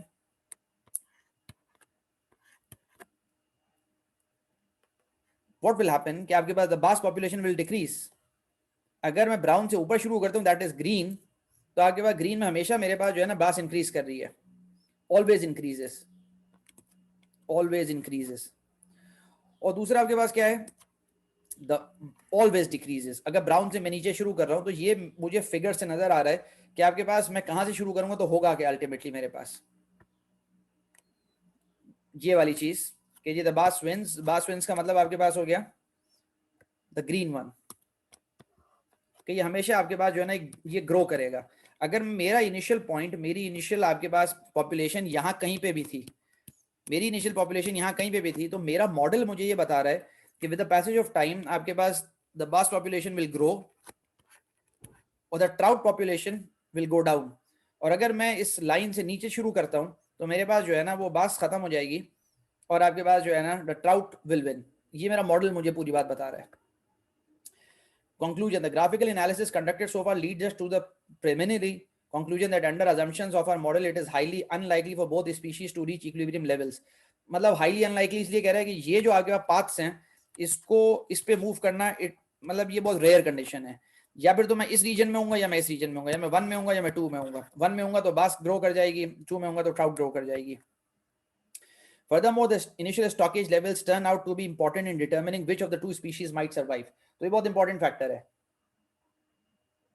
और मेरे पास आप ये मॉडल हमें क्या बता रहा है, एक मुझे आप ये गौर से देखो, मैं इसमें 2 पॉइंट्स लिखता हूं, point A and point B. Point A के बारे में और पॉइंट बी के बारे में आप लोग क्या कह सकते हो? Now let me ask someone, अल्लाह करे जो है ना आप लोग बैठे हुए हों यहाँ पे, तो एक I hope people are sitting, क्या बोलते हैं, हमजा हुसैन आप बैठे हुए हैं, 2 हमजा हैं, हमजा रिजवान भी और हमजा हुसैन भी हैं। Hamza Hussain you are sitting? जी सर बैठा हूँ। ये ए में क्या होगा? मतलब बहुत सिंपल चीज है, सामने आंसर लिखा हुआ है। अगर मेरी इनिशियल कंडीशन ए पे है, मतलब I start from here somewhere, जी सर। तो क्या होगा मेरे पास, मतलब इस पूरे सिस्टम के अंदर? तो बास इंक्रीज हो जाएंगी और ट्रॉट जो है डिक्रीज हो जाएंगे। बिल्कुल, वेरी गुड। मैं सिर्फ एक पॉइंट हाईलाइट करना चाह रहा हूं कि आप ये देखें कि यहाँ पे बहुत मिनिमल डिफरेंस है ए और बी इनिशियल कंडीशंस के अंदर। ए के अंदर आपके पास बास विन कर जाएगी और बी जो कि इनिशियल कंडीशन थोड़ी सी मैंने परटर्ब थोड़ी सी डिफर की है फ्रॉम ए, उसमें ट्राउट विन कर जाएगी। तो मेरा मॉडल ये कह रहा है it's very sensitive to initial conditions. Initial condition change होगी तो मेरा पूरा मॉडल अलग बिहेवियर दे रहा होगा। Furthermore, the initial stockage levels turns out to be important in determining which of the two species might survive. Perturbations of the system may also affect the outcome of the competition. Perturbation, क्या यहाँ पे मैंने perturbation डाली है कि नहीं डाली है? क्या ख्याल है आप लोगों का? नो सर अभी तो नहीं डाली। बिल्कुल, यहाँ पे कोई perturbation नहीं है। वो इंशाल्लाह मतलब असाइनमेंट्स और उसके अंदर हम देखेंगे कि भाई अगर perturbation यहाँ पर आ गई, कोई और स्पीशीज आ गई जो कि मतलब ये है कि जो वो भी compete कर रही है, then what will happen? वो perturbation है यहाँ पे। Thus mutual coexistence of the species is highly improbable. कोई एक ना एक जो है ना मतलब आपके पास सर्वाइवल ऑफ द फिटेस्ट है, वो एक ग्रो कर जाएगा, दूसरे को पीछे छोड़ देगा। This phenomena is known as a principle of competitive exclusion और गाउस's प्रिंसिपल। अच्छा, moreover the initial conditions completely determine the outcome. सीधी बात है, बात we can see from the graph that any perturbation causing a switch from one region to the other region would change the outcome. जो अभी बात मैंने बताई, जो क्वेश्चन मैंने पूछा ए और बी का। One of the limitations of our graphical analysis is that we have not determined those separating trajectories precisely. हमने ये हमारा लिमिटेशन है अभी कि हमने एग्जैक्टली ये जो ये कहा ना कि आपके पास ये वो सेपरेटिंग ट्रेजेक्ट्री है कि ये अगर मैं यहाँ पे शुरू करूंगा तो बास विन करेगी और मैं अगर यहाँ पे शुरू करूंगा तो ट्राउट विन करेगी। ये ट्रेजेक्ट्री एग्जैक्टली डिटरमिन करना, ये चीज अब बहरहाल मैं आपको बार बार ये कह रहा हूँ कि अभी मैं आपको थोड़े मतलब शायद आज रात में या कल सुबह मैं इंशाल्लाह आपको कोई वेबसाइट से भेज दूंगा लिंक्स, उसमें आप खुद करके डाले के देखेगा डिफरेंशियल इक्वेशंस, तो ये सब प्लॉट करके ऑटोमेटिकली आपको दे देगा। But your job is to understand, analyse the behaviour. If you are satisfied with our model, we may very well want to determine that separating boundary rates for the two regions. अच्छा, इसकी कुछ limitations हैं लेकिन मैं वो अभी नहीं करवा रहा। क्या बोलते हैं, ये फिर मैं अगले लेक्चर में देखूंगा कि ग्राफिकल एनालिसिस की लिमिटेशंस क्या है। मतलब ये कि ये हम कहाँ फंस जाते हैं बुरी तरीके से ये सारी नॉलेज के बाद भी, और फिर फर्दर फिर हम क्या करते हैं, मतलब जब हम ये काम नहीं कर सकते तो then what will do. I stop here. और ये कि जिनको मतलब ये कि जाना है वो चले जाएं, और जिनको कुछ डिस्कशन करना है I am more than willing to answer any of your queries. जो भी इस लेक्चर के अंदर या कोई और बात ऐसी हो जो आप डिस्कस करना चाह रहे हो तो बिल्कुल आप डिस्कस कर लें यहाँ पे। सर मेरा सवाल ये है कि जो हमारे पास जो सेपरेटिंग लाइन है जो दो रीजन्स को सेपरेट कर रही है, तो मोस्ट लाइकली ये है कि हमारी जो इनिशियल पॉइंट है वो वहां से होगा। अगर हमारे पास इनिशियल पॉइंट फर्ज करें एग्जैक्टली उस ब्राउन वाली लाइन पे आ गया तो फिर तो दोनों पॉपुलेशंस एक साथ इंक्रीज कर रही होंगी। वेट अ मिनट, ठहरो, let me go to the figures. असल में देखो बिलाल, यहाँ पे ए बी एम और एन की वैल्यूज डिटरमिन नहीं की गई हैं। अच्छा, उनके अंदर उसके अंदर टॉलरेंस होती है, मतलब एरर्स होते हैं उसके अंदर, एरर टॉलरेंस होती है, मतलब वो इतना एग्जैक्ट ये नहीं हो सकता। लेकिन लेट सपोज अगर मेरी m और n की वैल्यूज एग्जैक्ट हो भी गई, let me go to some figure, और यहाँ पे ताकि आप, चलो let's discuss on this figure. अब आप पूछो आप क्या कहना चाह रहे हो। सर आपने अभी अभी अभी जैसे एक फिगर बनाई थी जिसमें आपने दो हिस्सों को सेपरेट किया था, आपने कहा था अगर मेरे पास उस लाइन से ऊपर मैंने स्टार्ट किया वो ये तो है मेरे पास एक बिलाल, वो स्पीशी ये की, है, वो ये है बिल्कुल और वो बिल्कुल ये लाइन है, ठीक है। तो यहाँ पे मैं बिल्कुल कहता हूँ let me write the region A and let me write the region B. Region A के बिल्कुल बारे में ये है कि गौर से अगर समझने की कोशिश करो कि अगर मैं रीजन ए में मेरा कोई भी मेरा इनिशियल कंडीशन, कोई भी इनिशियल स्टॉकेज होगा, बिल्कुल। मैं हमेशा जो है ना ये बास जो है ना ग्रो कर जाएगी। मतलब क्या होगा कि आपके पास ट्राउट कम होती चली जाएगी, बास विन कर जाएगी, ये मतलब है। आप पूछो क्या सवाल है। हाँ तो मैं वही सर पूछना चाह रहा हूँ कि अगर फर्ज करें ये तो हमारे पास जैसे ए या तो ऊपर होगी या नीचे होगी, सही अगर है, हमारे पास ब्राउन वाली लाइन पे आ गई और ब्राउन वाली लाइन वो भी नीचे वाली तरफ, तो फिर तो हमारे पास दोनों एक साथ इंक्रीज कर रही होंगी, या अगर ब्राउन ऊपर की तरफ आ रही है नहीं तो नहीं नहीं, दोनों एक फिर मिनट एक साथ एक मिनट बिलाल, एक मिनट, देखो देखो देखो, उसने आगे एक जुमला लिखा था कि your model comes on this line is highly unlikely. Let's suppose for a moment कि हम वाकई में इस पे खड़े हुए हैं इस लाइन पर, तो अल्टीमेटली होगा क्या, हमारी ऐसे बिल्कुल तो दोनों ग्रो करती जाएगी और हम इसके करीब पहुंच के आइडियल कंडीशन में मेरी ग्रोथ बहुत स्लो डाउन हो जाएगी और मैं यहाँ पहुंच के रुक जाऊंगा। जरा सी पर्टर्बेशन होगी तो मैं यहाँ पे इस तरफ फॉल कर जाऊंगा या मैं ऊपर चला जाऊंगा। वो ये कहना चाह रहा है ऐसी आइडियल कंडीशंस होती कंडीशन में मैं इस लाइन पे अगर होऊंगा ना तो मेरा रेट ऑफ चेंज एक्स और वाई दोनों का कम होता चला जाएगा और मैं बहुत बिल्कुल स्लोली उस ऑरेंज डॉट की तरफ मूव करता रहूंगा। पहुंचूंगा नहीं उस पे। पहुंचूंगा कभी नहीं, नो नो नो नेवर। बिल्कुल तो बिल्कुल, सिंपल बात है, वो तो जो है ना वो तुम करके देखना मैथमेटिकली। सही है। और अच्छा जिसको लीव करना है लीव कर ले, कोई ऐसा मसला नहीं है क्योंकि अटेंडेंस में ले चुका हूँ। और अगर कोई बात पूछनी है तो आप पूछ ले, नहीं है तो कोई मसला नहीं है। मैं व्हाट्सएप पे सर थोड़ी ये देर में आपको वो फेस प्लेन्स की कुछ चीजें भेजता हूँ ताकि आप लोग उसको देखें। सर अभी हमने रीजन सी के बारे में हमने बात की है, जिसको आपने ए ब्लू और बी ग्रीन किया है, जी रीजन जी जी सी। बिल्कुल।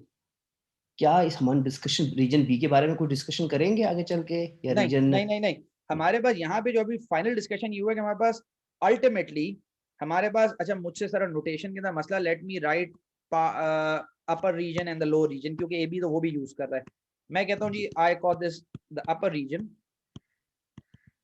And I call the green one the lower region. But we are talking about C only. नहीं नहीं नहीं नहीं नहीं, यहाँ पे let me colour the whole thing.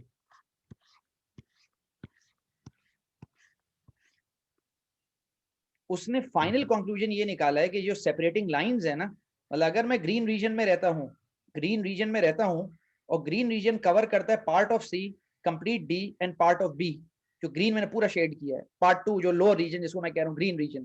तो ग्रीन रीजन में कभी भी अगर मैं रहूंगा, मेरी इनिशियल कंडीशन अगर ग्रीन में रहेगी, my initial condition, initial stockage, initial values, तो व्हाट विल हैपन कि ट्राउट हमेशा ग्रो कर जाएगा और बास हमेशा कम हो जाएगा। ये मेरा कंक्लूजन है इस पूरे मॉडल से।